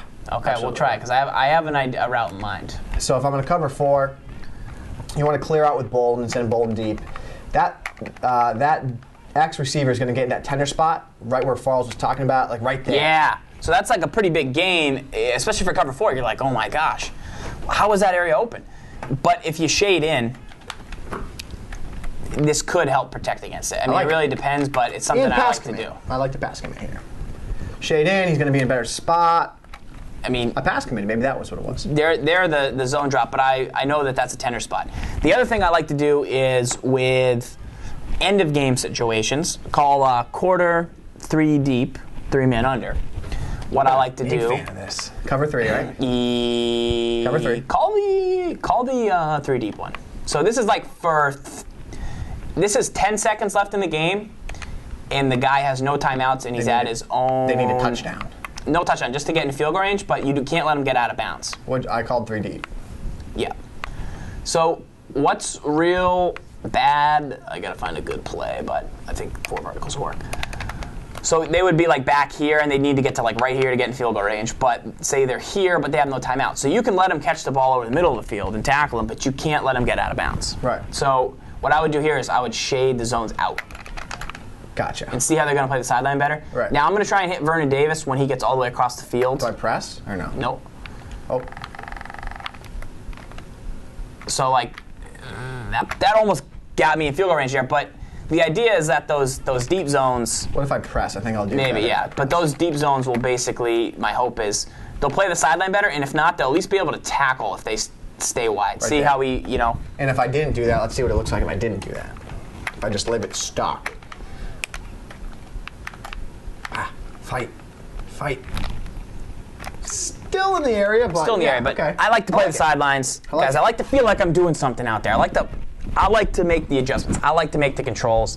That's pretty much what I like to do. So, and Elmore Sticks said, another shout out to Mr. Elmore Sticks. He's new to the stream. He likes what we're doing here, but he's saying a lot of what we're talking about is advanced, and he can't follow it. Well, Mr. Elmore Sticks, I have a link for you. I'm going to put it in the chat. It's a lot of easy to consume content, 40 videos of how to improve at your Madden game. I'm going to put that in the chat. In English, not Madden. Not in the Swahili that I'm speaking. I got you covered. But the other good thing is you can also watch the archive tomorrow and kind of rewatch it. Pause it, slow it down, rewatch. And if you had a question, you can hit the whole archive up for free. So that's another good thing about this. And what you can do is you can always send us a tweet. You can send us an email. You can go on the forums, maddentips.com/forums. And you can a lot of good members on there that are in the chat that know as much as we do. This is an entire community, Mr. Elmore Sticks.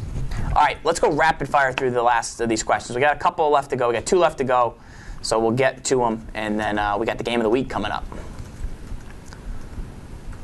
This one's coming in from Mecca82. What is the best way to play with a non-mobile quarterback in Madden 25? Good question. I mean, you saw Zan do it last week in the game of the week. He played with Peyton Manning. Guys, if we go to the Xbox real quick, here's the reason people love mobile quarterbacks in Madden. So give me one spy and give me coverage, D. One spy. Boom. Don't do my trick to me. What? Okay. What do you want? Just that? Boom. Yeah, I want to be able to run. Okay. So people will do this with a mobile quarterback. When they face defense that drops everybody back, what they'll do is they can actually run outside, cut it back in the middle, and pick up some yards. They can actually gain a lot more yards if they do it better than I just did, but that's why they like having a mobile quarterback. Because say I had a pocket passer, say I had Drew Brees, and you were to do that same thing, I probably couldn't run past that spy. So now I'm kind of like stuck in this pocket, and I kind of got to just wait, use playmaker, which is L trigger and right stick, to hopefully find somebody open. But and then I click on and I come after you, and then I make a play pick. But you feel like you're locked up. You don't have that extra threat when you don't have a pocket pass. Halfback draws have to be your extra threat. So yes, if people are going to drop back and play a lot of coverage, we don't have a halfback draw from this formation, but you're going to see we don't have any draws. But you'd set up your book and you'd have a draw, or you'd come out in a halfback draw and then audible. And that way you'll still get the guys to drop back because it's a pass blocking. They'll block like the pass. See, if I run a audible here and I call halfback base, those guys that are dropping back are not going to drop back because it's a run play. So a halfback draw, they will. That's the key to the halfback draw. And they can eat up a lot of yardage for players that like to play a lot of coverage. The other thing is use playmaker, be patient, stay in the pocket, stay in the pocket. Nothing wrong with staying in the pocket, waiting for things to open up downfield with the pocket passer. Generally, they're going to have some better passing ratings. Peyton Manning is great in this game. Brady, Breeze, even Rodgers, you don't want to run with that much because he's too good to get hurt. So that's something that I like to see my team do if I'm going to go with a pocket passer like Eli. But otherwise, you do want to use pocket passer if you're trying to be the best. If you're trying to play, you want that extra threat. You need that threat of the legs. You need that pressure of a defense to know that they can run to really ramp up your offense to the next level. So, pretty good. All right, guys, last question here tonight. This one's coming in from 46 Assassin. What is a good play to free your halfback down the sideline like Giant slot trail last season? got a great one. I don't have a great one in mind, but a great play to attack the sideline with your halfback in Madden 25 is any type of formation that you have like a twin set. So that weak twins is perfect for me. Any play, I'll tell you right now, Farls, any play.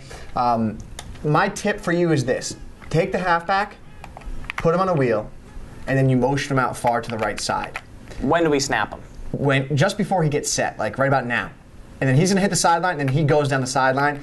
And that's a very tender spot. Oh, give me that. So especially no safety, and especially Michael James instead of Frank Gore. You know. And keep in mind too, like say it's a man-to-man blitz, like this is a man-to-man blitz. Okay, pressure's coming, it's hot, but guess what you have? You can just try and get one quick lob in downfield. And it's a great way to take advantage of. When you don't want to do it with Gore, like you were saying, you want to do it with a very speedy guy. Gore is 90 speed; it's not going to get it done. But if I had a blitz set up here like this, something like this. Pressure's coming. Do you want inside passer or do you want a bomb? I want just a bomb, just a lob city. Oh, you got that. And click on and get there. Boom. Man, so the Michael, Reggie Bush, all those guys. Now show me a zone real quick where I can quick snap and just throw it to the outside. And this has to do with the hash mark you're on. You know, you want more space. Yeah. What I would do, when I set this up, is I make them fall for the deep bomb to the halfback on the wheel. And then what I'll do is this. I'm going to put Gore on an out in the backfield. Right? Now motion him out and smart route him now. And now throw it. Yep. And then you hit him on an out. So you're changing. That's the way I personally like to attack the zone coverage. You just have to throw a little quicker there. Yeah. But that's one way you can do it, because you can smart route it when you motion them out. You can smart route the route. Okay. I don't think you're a fan of it. No, I like it. Put them on an out before you motion them. Tip from the chat. From the chat. Oh, the swing. Right, the swing, because he bounces up the sideline. Yeah, Beast Java. Right, he bounces up the sideline. Good one there. That's a good one. So yeah, wheel or that will work. Another thing you can do there is like if you put the slot guy over here at B and you put him on a flat, he'll hit the sideline and bounce. Okay. Real good. He hits the sideline, and then he'll, as he cuts up there, he bounces up on the sideline. Nice. Now, people have been doing that all year long. Yeah, Giant Slot Trail was a playbook we used last year. A great play, and those wheels are still pretty effective in a way to get downfield. Last question of the night from Let's Go KH. Is there a way to play mobile quarterbacks on aggressive, like NCAA example, flat zone players rush quarterback as soon as the quarterback in the area? Yes, let's go.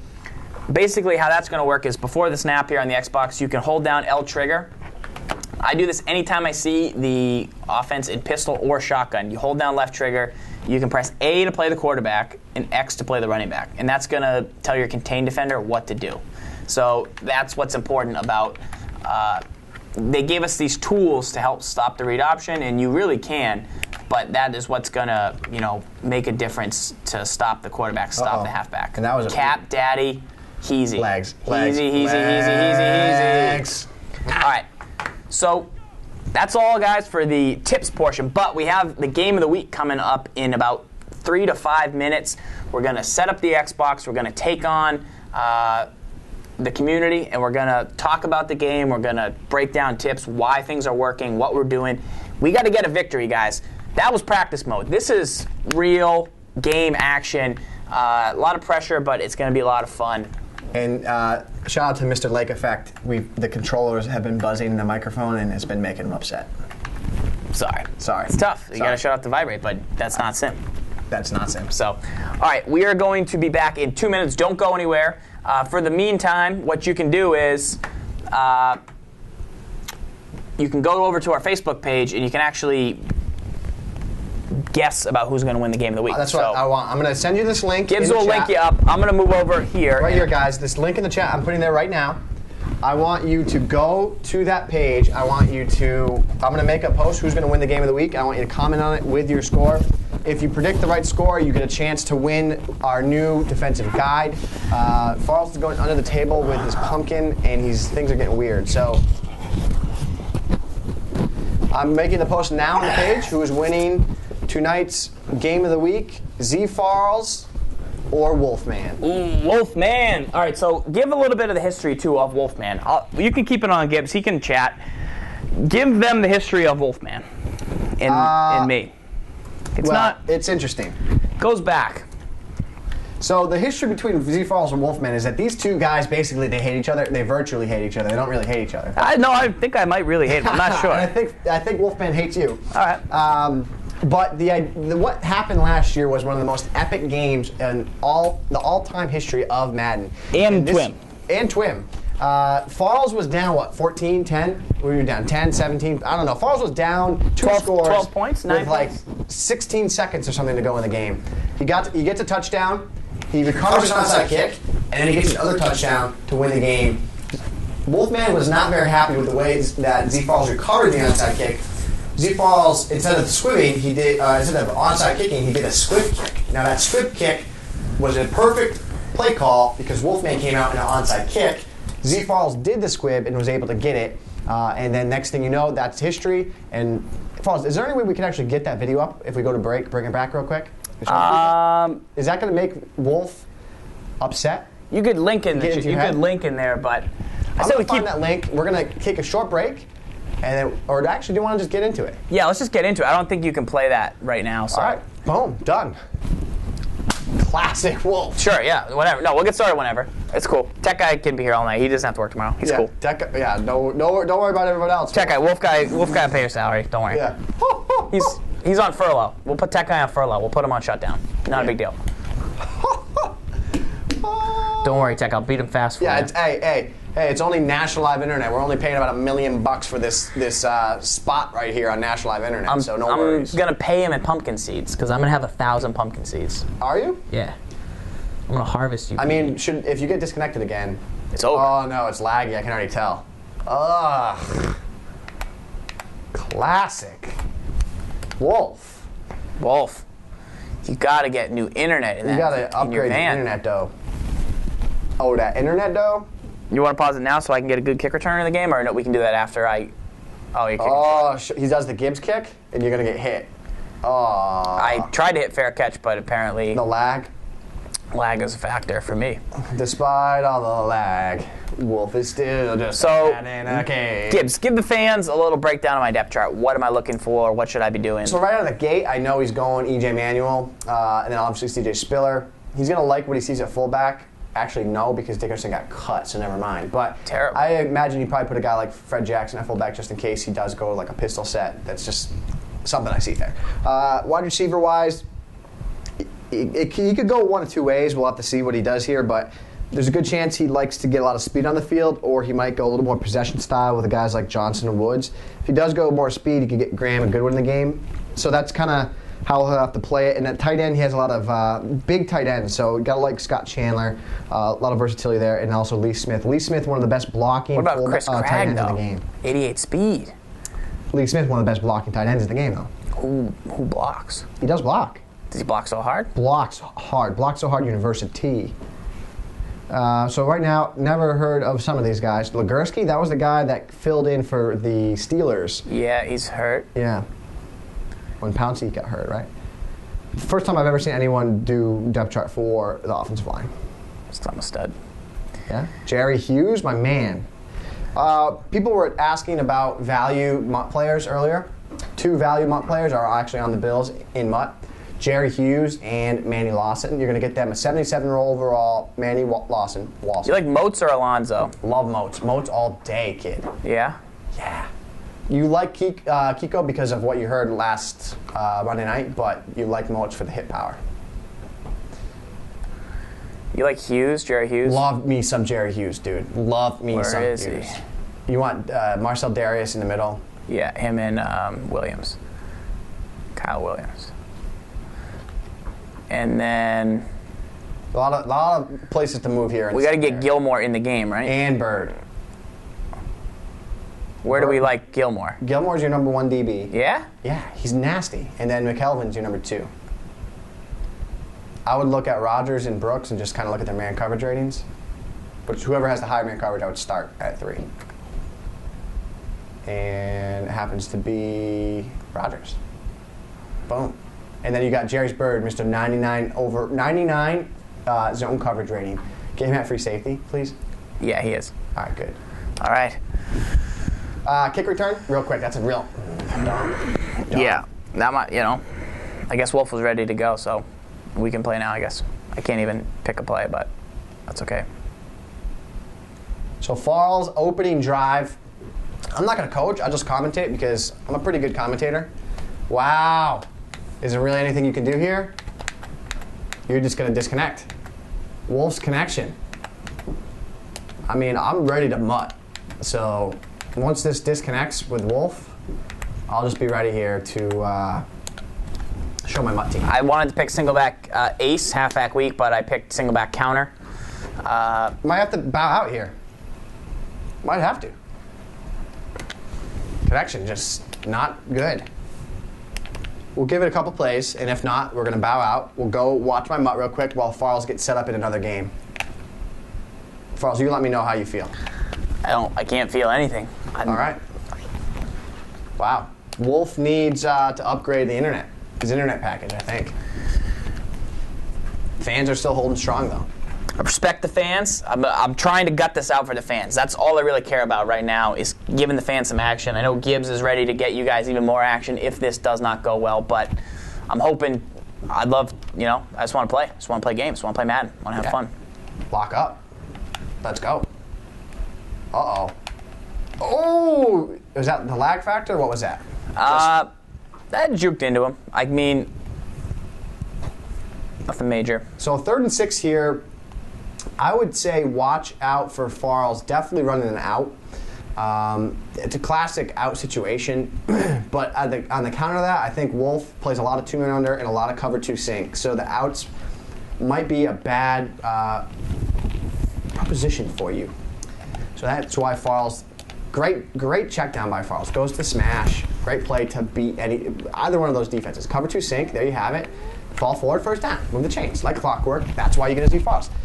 So ZFarls there, you might be saying, well, he wants to run an out route, but he knows that offensive scheme, the offensive play is going to be beat in that situation, so he checks down to something else. He's not going to just run the out route because he wants to run it. If he knows it's beat, he checks down somewhere else.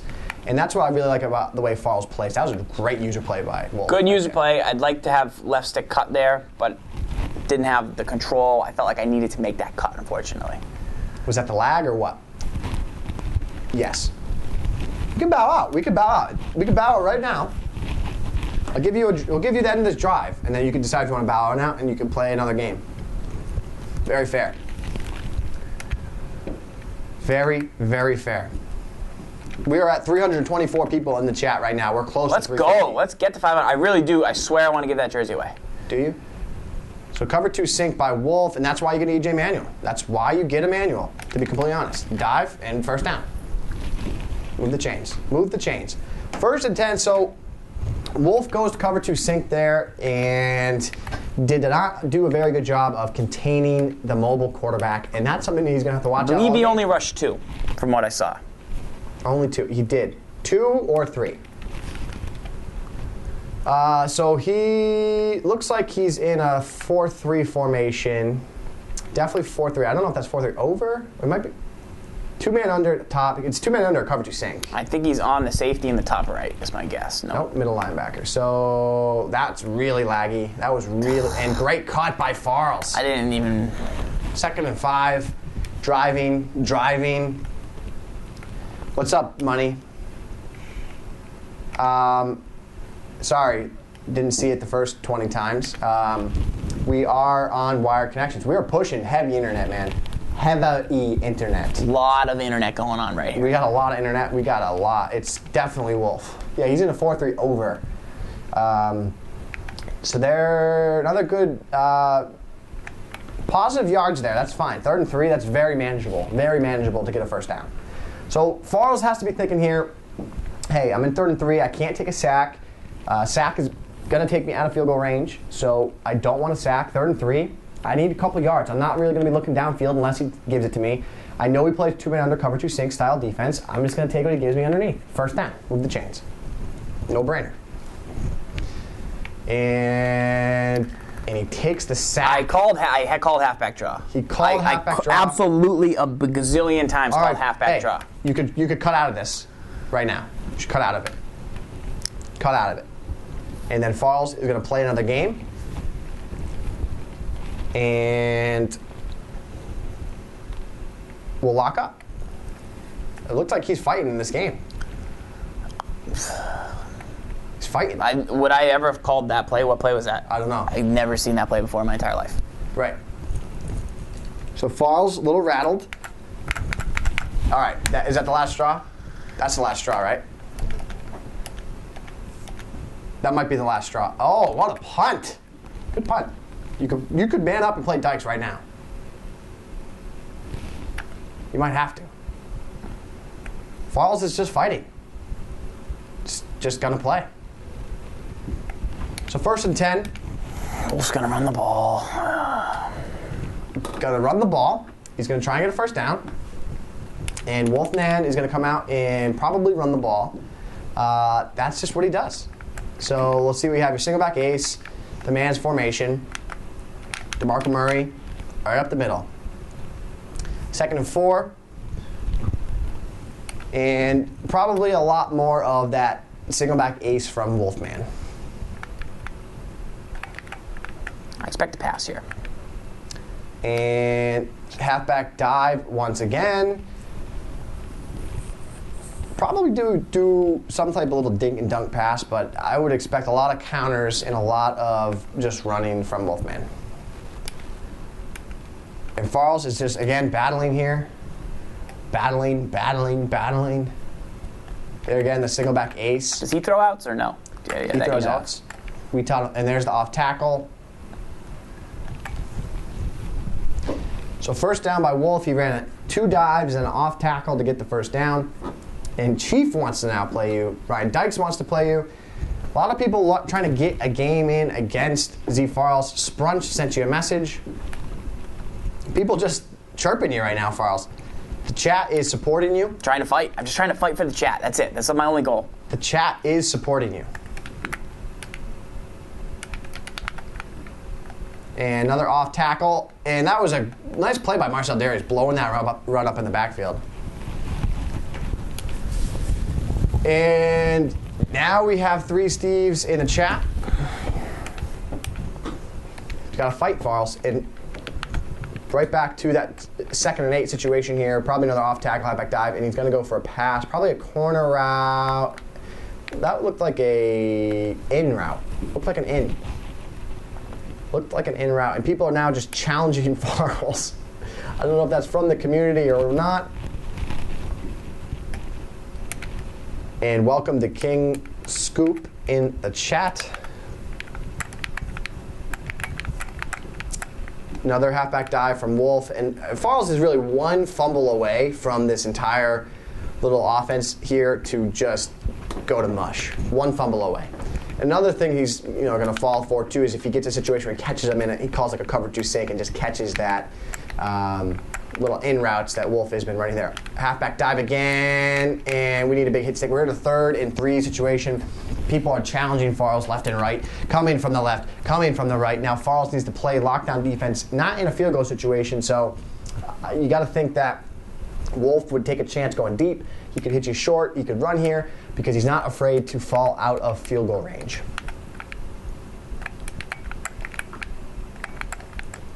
And same play, another in.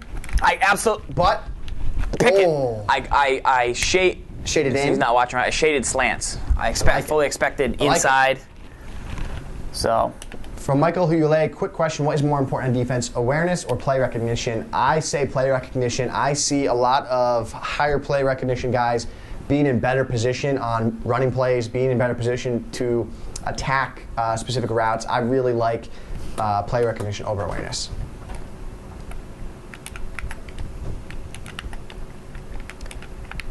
And Farls, 4th and 3. He sets up a scramble defense so it doesn't get beat, and he's running a lot of ins and outs, and drop it. Tough there. That was a tough, it didn't really look like it was a special route, just like a streak. And the 2-man under trail is what ultimately cost him on that one, but for the most part had everything locked down. He had 3 different crossing patterns on that play, and Farls did a phenomenal job stopping all 3 of those. He was just 1 defender short, and that's where Wolf gets the first down.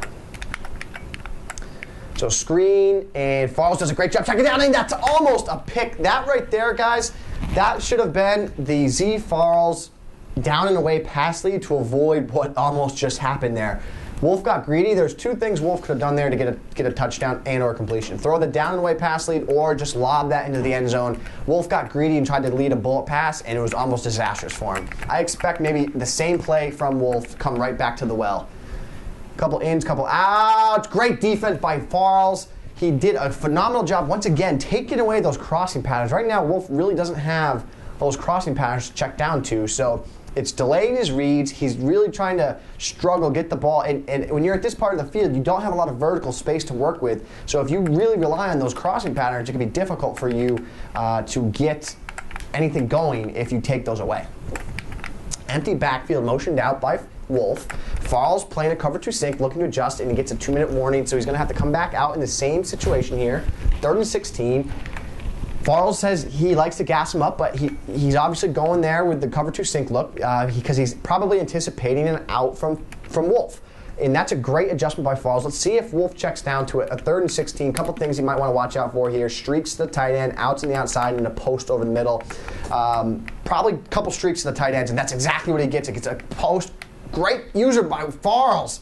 And he gets it. Timeout City. We're going to get the ball back. 4th and 13. Down 3. Really like the way Farls locked down, clamped down on that last drive there. Great defense by Farls once he got near that red zone. All drive, recapping that, Wolf really wanted to target those crossing patterns. Farls did a great job of dropping a zone off one edge and then got into the congestion and usured the other side of those crossing patterns. Wolf was able to hit him deep on a 2-man under 4th down play, which ultimately led to the field goal. And Farls ball with 1:48 to go with 2 timeouts. Ooh, Lee Smith. How does your head feel not getting up anytime soon?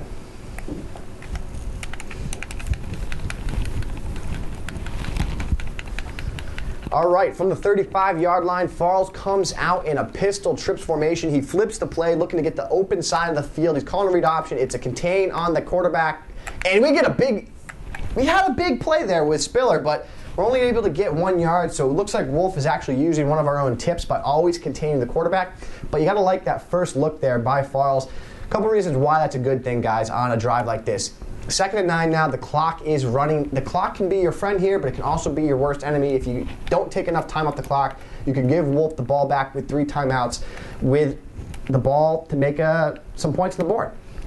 A little blitz off the left edge there. Farls isn't able to get the throw off. Had an open throw with my down and away pass lead specialty. It was absolutely going to be there.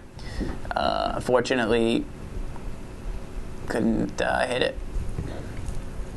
So Farls now in a 3rd and 9 situation, pressing right here. It would be a big conversion just because it'll take more time off the clock, potentially take timeouts away from Wolf. But a sack here isn't the worst thing. A punt, you just want time to come off the clock and or a timeout away from Wolf. So I like what Farls is doing here.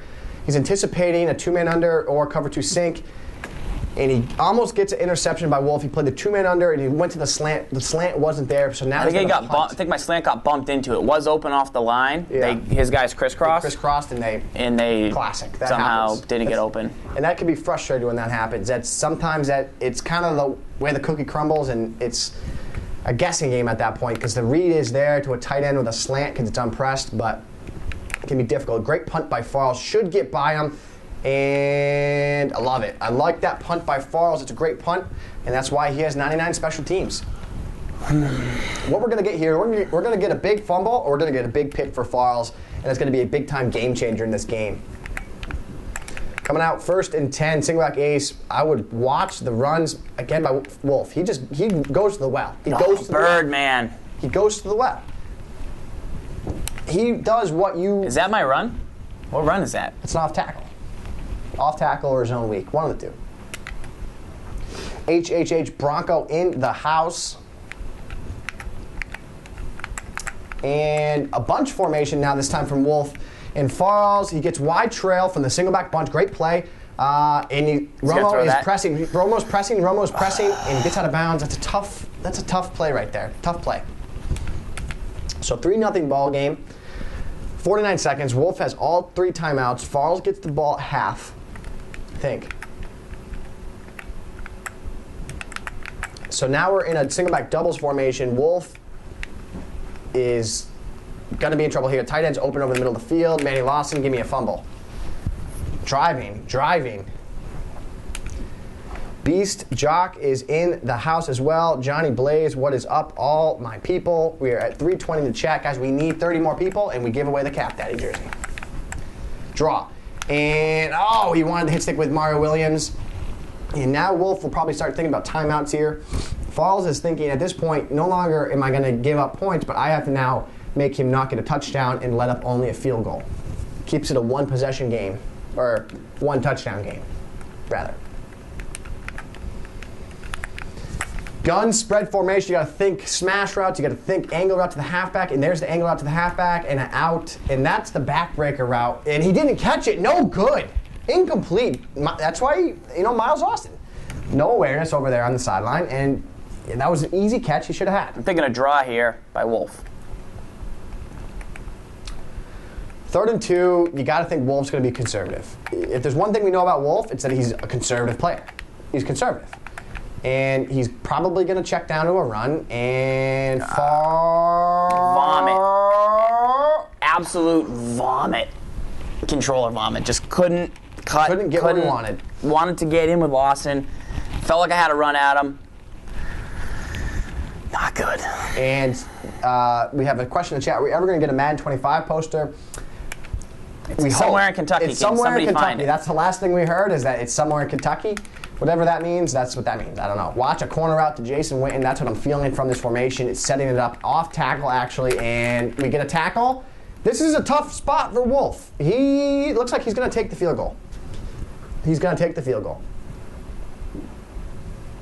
There you go. And so that's ultimately best case scenario for Farls. He takes the field goal, and Farls is down 1 touchdown. I mean, that's solid defense. So what you could see, Farls frustrated because he felt like Wolf made a couple mistakes on that drive. I can recap 2 of them. There was a throw to Jason Witten on the left sideline. Farls felt like he had a defender in that spot, but he couldn't click on and make a play. And there's another situation where there was a run. Farls got into the backfield, and he didn't have the control to take down the ball carrier. So he got the 2 mistakes he needed, but he wasn't able to capitalize on them. So going into halftime, 6-0 on This Week in Madden 96, game of the week. Farls versus Wolfman. Almost a big run, big return by Wolfman. Not almost, was.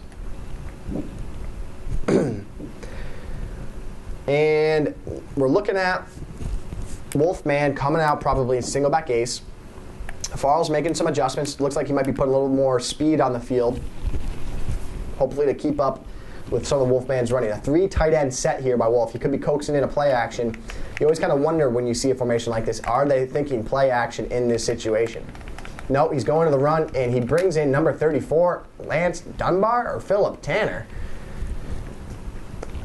2nd and 4, playbook's wide open for Wolf. He could go run, he could go pass, play action, screen, draw. The world is basically his oyster. And another off-tackle run. Wolf is just going to keep running the ball. If that's one thing we've seen from years past with Wolf, is that he just runs the ball.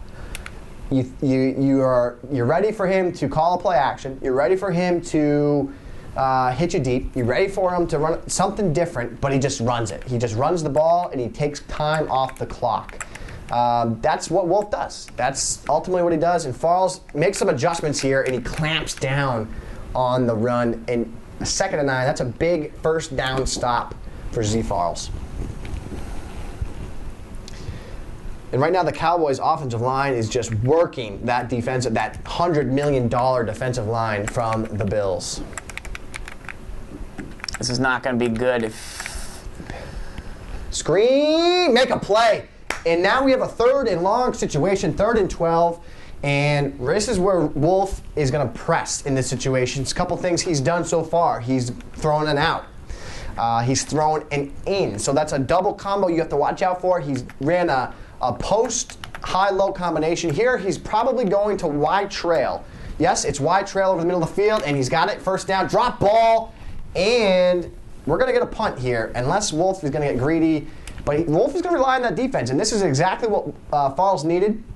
His defense gets to stop. The ice defense gets to stop. And he's going to get the shot here to get the ball back and go ahead in this game. And that's a really good punt by Wolf. That's a really good punt by Wolf on the 3-yard line.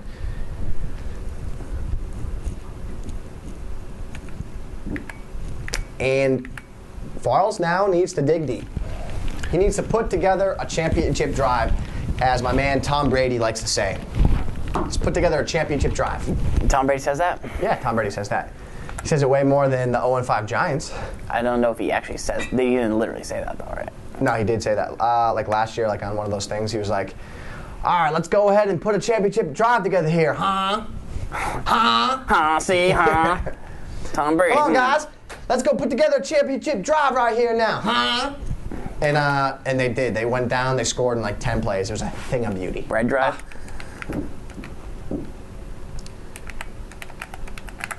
Bull Shift is saying, oh, Tom Brady didn't say it on Sunday. No, they didn't because they lost. So Farls 2nd and 7 here in the single back ace. This has been a single back ace game. Wolf is in that 4-3 over formation because he's sending a blitz off the left edge. He looked like a cover 2 sink there. So I would say Farls has to watch out for a blitz off the left edge because he has an extra linebacker on that side. So if he is passing, he should probably protect that left side of the field. And cover 2 sink or 2-man under is what we're probably getting here from Wolf. 3rd and 7. The cover 2 from Wolf, and Farls Throws a pick. Across my body. Bad throw. In the end zone. He Fumble, Rooski. Ow! Terrible. Farls, maybe my commentating is distracted Farls. Maybe I should just be quiet. I don't know. I can't throw. I can't. I don't know. I'm not sure what's happening. He is struggling to find a way to make a play here. And now he really needs to get that defense to hold once. Uh-oh. That's the opportunity he needed. And fumble. Ah.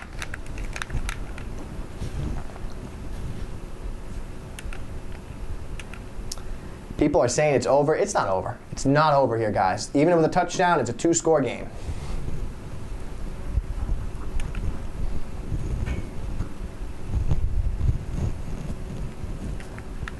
I'm right here in the chat. Fault. That's your fault. It's the pumpkin. The pumpkin's what's letting us down here. The pumpkin is letting us down. Misdirection. Nigel Bradham holds on to the edge, and a field goal here would be huge. It would be absolutely huge. Chief says it's going to end poorly for Wolf. He's seen this movie before. Got to be more of the same here from Wolf, right? A little underneath, yeah, off tackle, and another nice play by, he falls forward for 4 yards. Tough day at the office.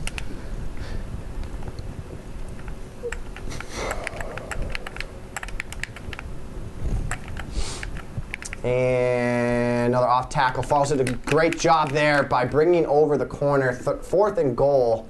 This could be an interesting situation, and Farls quickly picks field goal block. That could come back and hurt him. Yeah, because he's going to take it to the corner because it's Wolfman. And he's already not wasted enough of our time, so he's going to just take it down. That's my guess. That's my guess. That's my thought. But field goal, and he's going for it.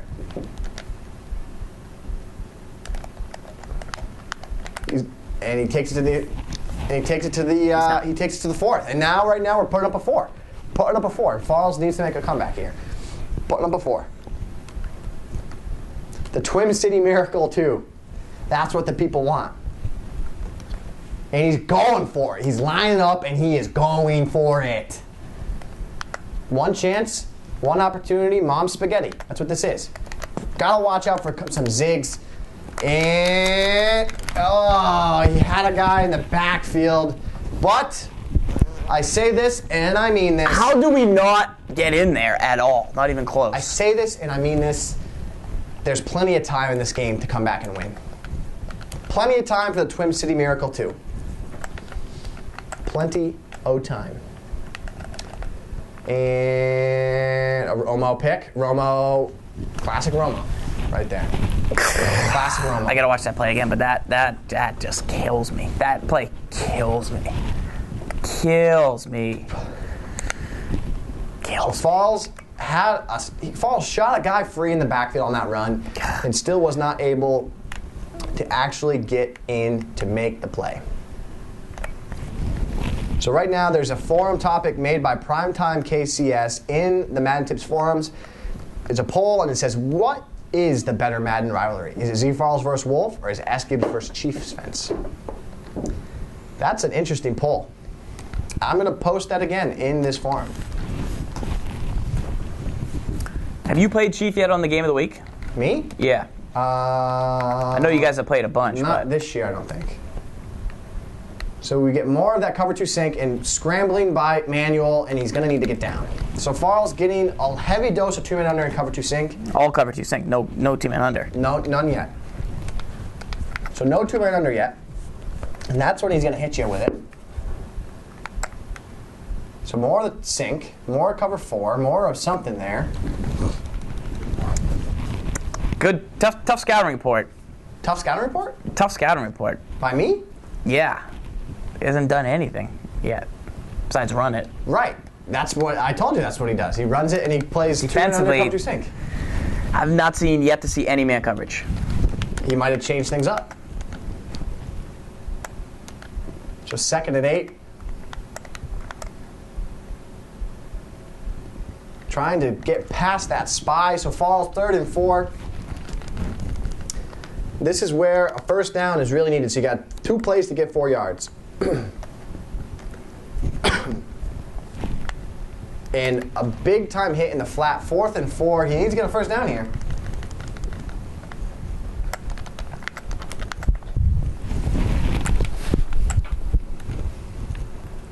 More of the cover 2 sink, and he big first down to Stevie Johnson. Now Farls really pressing here. Needs to get the first down.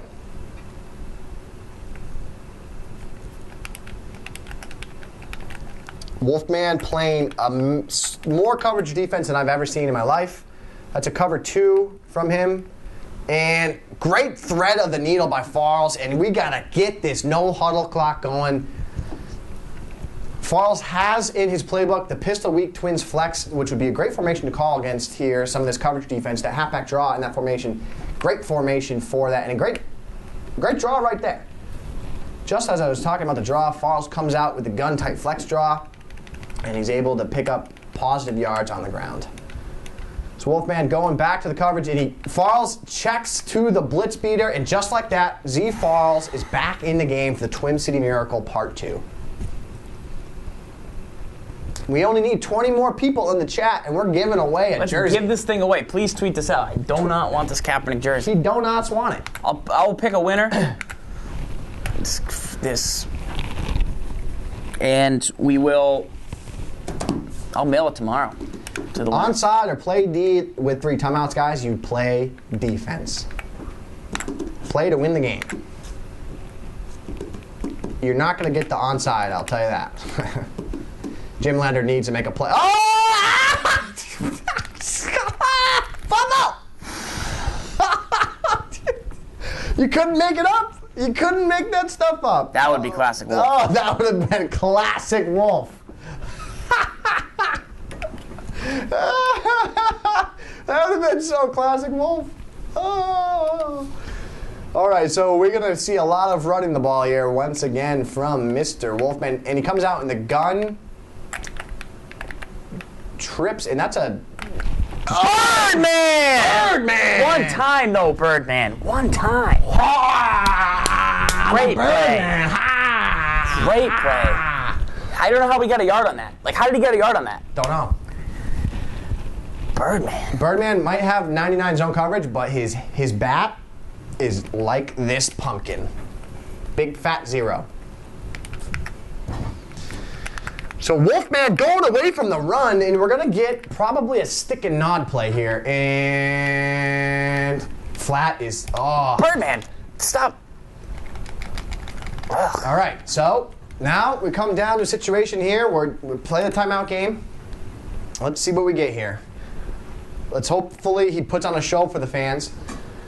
Birdman. He had his needs- feet. He had his feet like he was like trying to do hula hoop. Birdman? Yeah. Now he runs. Now he runs. Right? That's classic Wolf. Now he runs. Now he wastes the clock. And I kind of like that move by Farls, rather than call the timeout in first. Good move by Farls. He audibles out real quick. He could be changing the play. He might be trying to hit you deep, and you kind of want that in this situation, to be completely honest. And he's showing his play. Let's see if Farls gets a play. Lock up. And now you take a timeout. Second and 9. See, I was trying to get in with Lawson, and he took me on his blitz angle down. I don't want that. I want to go in. I'm going in.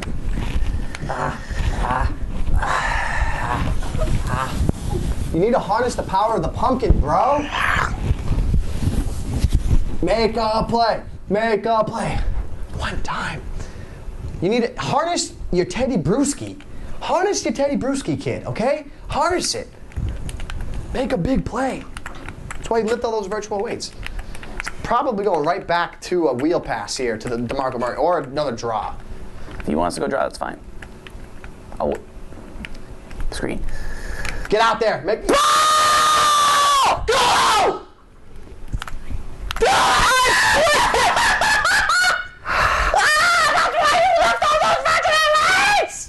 No!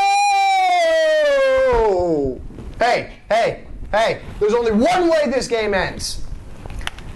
What does Tom Brady say? What is it? Some touchdown drive? Hey, all right, guys. All right, let's go out there and have a championship drive now. See? Let's have a championship. It sounds like the Yin Yang twins.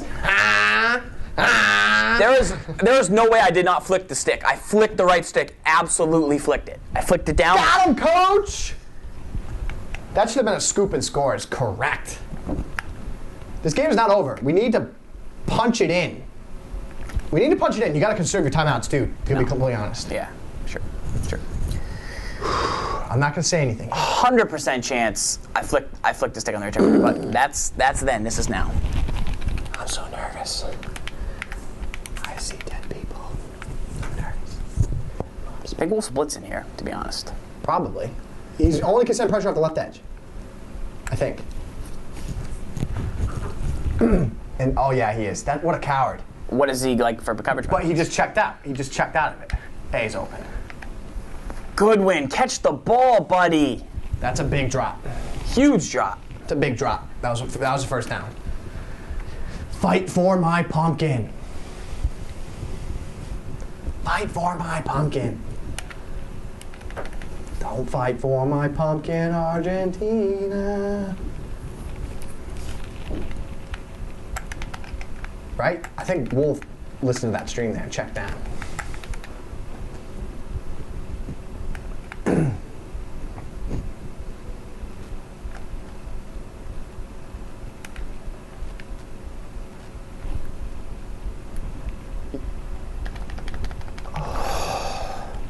You had the corner out wide open for a touchdown. Yeah, if I had let it, Yes. I didn't feel like it was there. It was such a touchdown. Oh, man. I couldn't even say anything. I saw it. I didn't want to throw a pick, So wide open. to be honest. Mom spaghetti.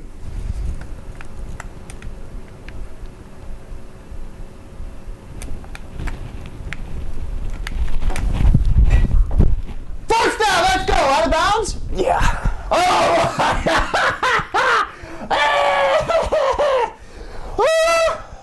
I can't take this. I can't take this. I'm a bad man.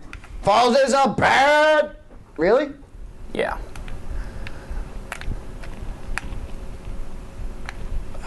Farls. CJ Spiller, though. How do you go a screen there? That with should the have been a time? touchdown. With the time on the clock, win the game. Win the game. 6. Harness a brewski. Harness the Teddy. Harness the Teddy. We're at 366. We're giving away a jersey.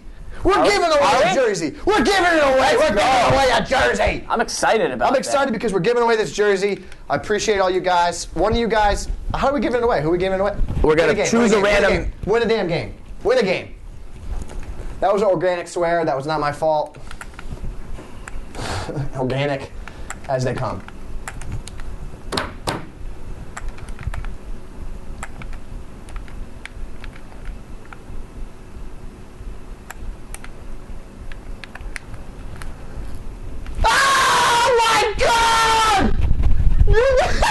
The TWIM City Miracle!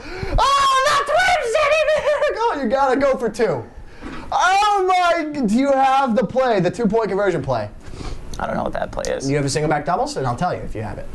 Oh, I do. No, I don't think I have it in this. Nope, you don't. Nope, you don't. Wow! Can you just get a touchdown conversion here? Yeah, with all due respect, yeah. Wow, and wow.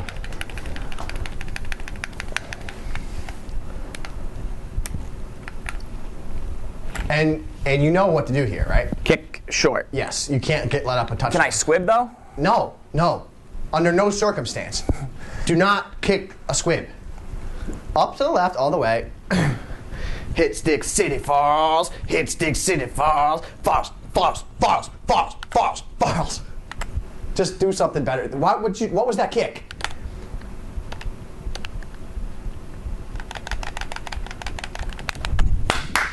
Just like I drew it up. Just like Coach Gibbs drew it up. If I could turn back time, Wolf would probably wouldn't have fumbled. For some reason, he passed the ball when he should have just run it out. And that's how the TWIM City Miracle Part 2. I fumbled twice. Yeah, he fumbled twice too, right? No. Like I fumbled twice, like with the game on the line. Yeah. This is the tip that you just gave. Yeah. By the way. Watch a screen or something. He just can't get in the field goal range. He just can't nothing. Just. Bleh. Oh my God!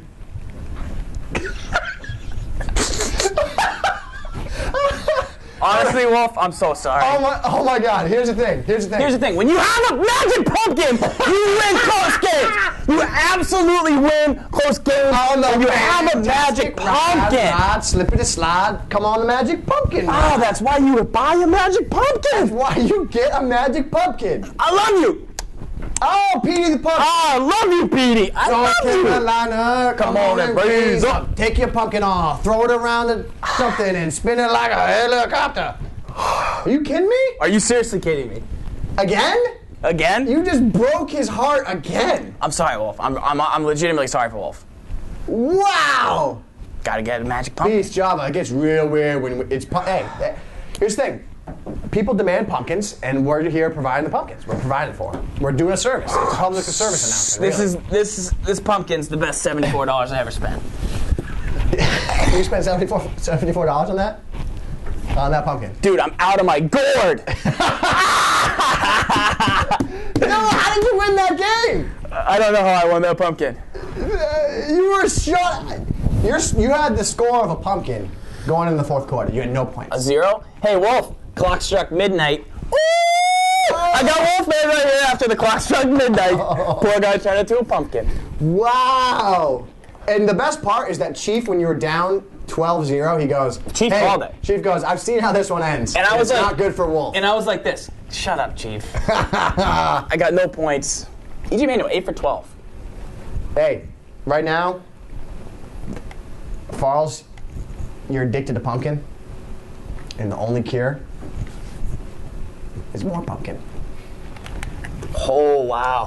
What a game. Can you talk about that game? Because I thought you were going to literally start smashing pumpkins. Pun intended. So why were you going to smash pumpkins? What were you so angry about? Ugh. Just like...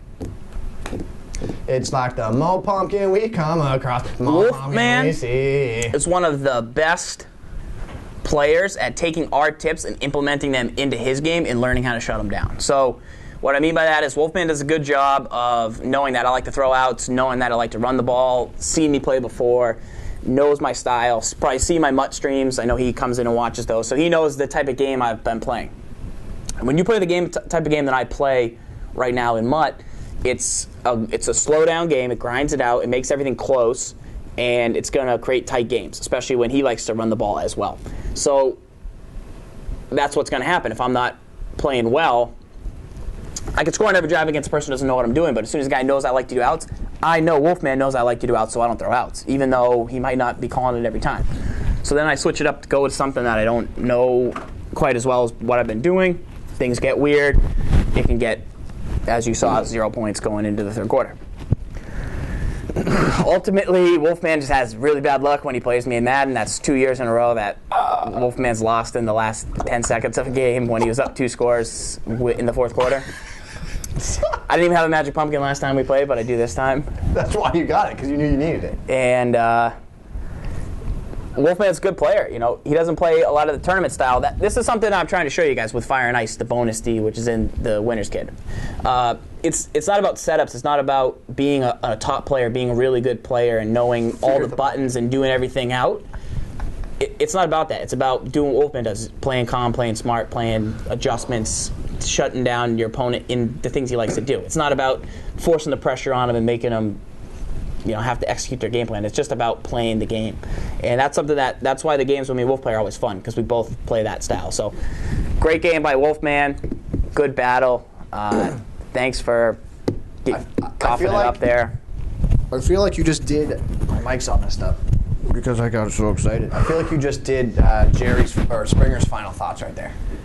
I feel bad for Wolf. I legitimately feel bad for Wolf. But you know who I don't feel bad for? Who's the guy that gets to take this jersey. All right, so last part of the show tonight is going to be... XXL. Thank you guys for tweeting. We're going to pick the winner right now. So go to the Madden Tips account and see how many people tweeted it. Then choose a random number. And then whoever that number is, we will give the jersey to. That would be a deal. Hold on. I don't know if I'm technically savvy enough to do this. Okay, I can help you. It's not one of my biggest strengths. Do I need to crawl back under here? You might need to. You might want to bring your pumpkin. My lucky pumpkin? By the way, it's unbelievable that, like that's unbelievable that you won. Oh, it's so bizarre. It's literally the Twin City Miracle. Like when we put that up on YouTube tomorrow, you have to call it Twin City Miracle. You know what else is a miracle? What? This? What, you been looking for that? I've been looking for this. This is a headphone. It goes in your earbud. I lost the gel part that fits your ear. So I've been working out with just a plastic thing in my ear, and I've been looking for the other one forever. Good as new. I just found this on the car. That's why you get a lucky pumpkin. It's a pumpkin. That's why you get a lucky pumpkin. It's only $90. And now I've already found Twin City Miracle. Found a free win, and I found my earbud. Wow. This is fantastic. This is the best day of my life. To talk more about that game by Wolfman, you saw a lot of what Farls was saying. That was a smart game plan by Wolf. Honestly, he should have won that game. Like, he should have beat you. He got 2 fumbles at the end there, and he didn't pick up 1. Yes, you won, but you should have lost that game. So you do get the win. That's why you play the game, because on paper, he probably should have won. But you play the game for that reason. But Wolfman played a great game, great strategy. He didn't shy away from it until the very end, when he went and started to pass. You know what? I think why he was doing that, because he was trying to win the game. He was trying to win the game, which I respect. He wasn't trying to just run the clock out, punt it to you, and then give you the ball back with 40 seconds, and then you come down and beat him. He was going out to win a game, and that's what you want to see from a player. You want to see that. That's why I like Wolf, because he takes it like a man. He'll admit that. And he came in the chat afterwards and he said, "Good game." Yeah, and that's the best. That's why I like Wolf. That's why I like Wolf. And 2 years in a row, Wolf should have won those games, and he got bit by the magic pumpkin. That's why you get a magic pumpkin. The moral story: that's why you're going to buy a magic pumpkin for $150. Let's give this away so we can wrap it up. Let's do that. Matthew Fault says, "Wolf, please start closing this guy out, please." That's unbelievable. That's insanity. That's just. All right, Gibbs. Let's count these up. Unbelievable. We'll do it on the Twitter. On the Twitter. I'm going to give you a count. I honestly cannot believe it. Oh, my God. I'm unbelievable. All right. Hang with us here, guys. We're going to do... Trying to give the jersey away. It's an extra, extra large, so hopefully you're not a little guy. Fourth quarter Farls is a real thing. You guys thought we were joking? All right, ready? 4QF is a real thing, yeah. 1, 2, 3, 4. See, a lot of people retweeted it. That's fine. So 6, 7, 8, 9, 10. Wow. All right. Random number, random.org. Yep. Random.org, and Farls has the number in his head. I'm going to generate. He's generating the number. 7. 7. It's 7. So who gets it? So it's going to be... Do they have to be in the chat to win? They should have to be in the chat right now to win. All right, we can try that. Just so that we don't have to play the guessing game and track this guy down. Well, I don't know. Is that fair? I love Neil Diamond. I love Neil Diamond. You win. Are you in the chat? Quit stalking me. Jimbo Slicio. Jimbo Slicio, are you in the chat? Jimbo Slicio. Jimbo Slicio? Jimbo? Jimbo, here he is. He wins. Jimbo Slicio. Jimbo Slicio. You want a Kaepernick jersey. Thank you for retweeting, bro. Will you fit into the double XL? Jimbo Slice says, quit stalking me, in all caps, but I won't. I'll just send him a jersey. That's it. Hey, here's your jersey, kid. This is an NFL authentic jersey. But thank you to everybody that tweeted it. It means a lot. This is our biggest one of the season. And remember, guys, last thing He is wants you the pumpkin instead. Okay.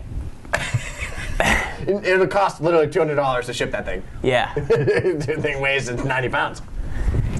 I can't give it up. No, you can't. I can't. I'm you sorry. gotta take the jersey. The pumpkin's worth way more than the jersey. The pumpkin's magical. I'll rub the jersey on the pumpkin. Yeah. Before I send it. Yeah. All right. Winner's kit. Go to MaddenTips.com. If you already own it, you got your Steelers brand new defensive scheme with the bonus fire and ice in there. You got Gibbs scheme with 3 base plays. Enjoy it. Watch it all night. Email us any questions.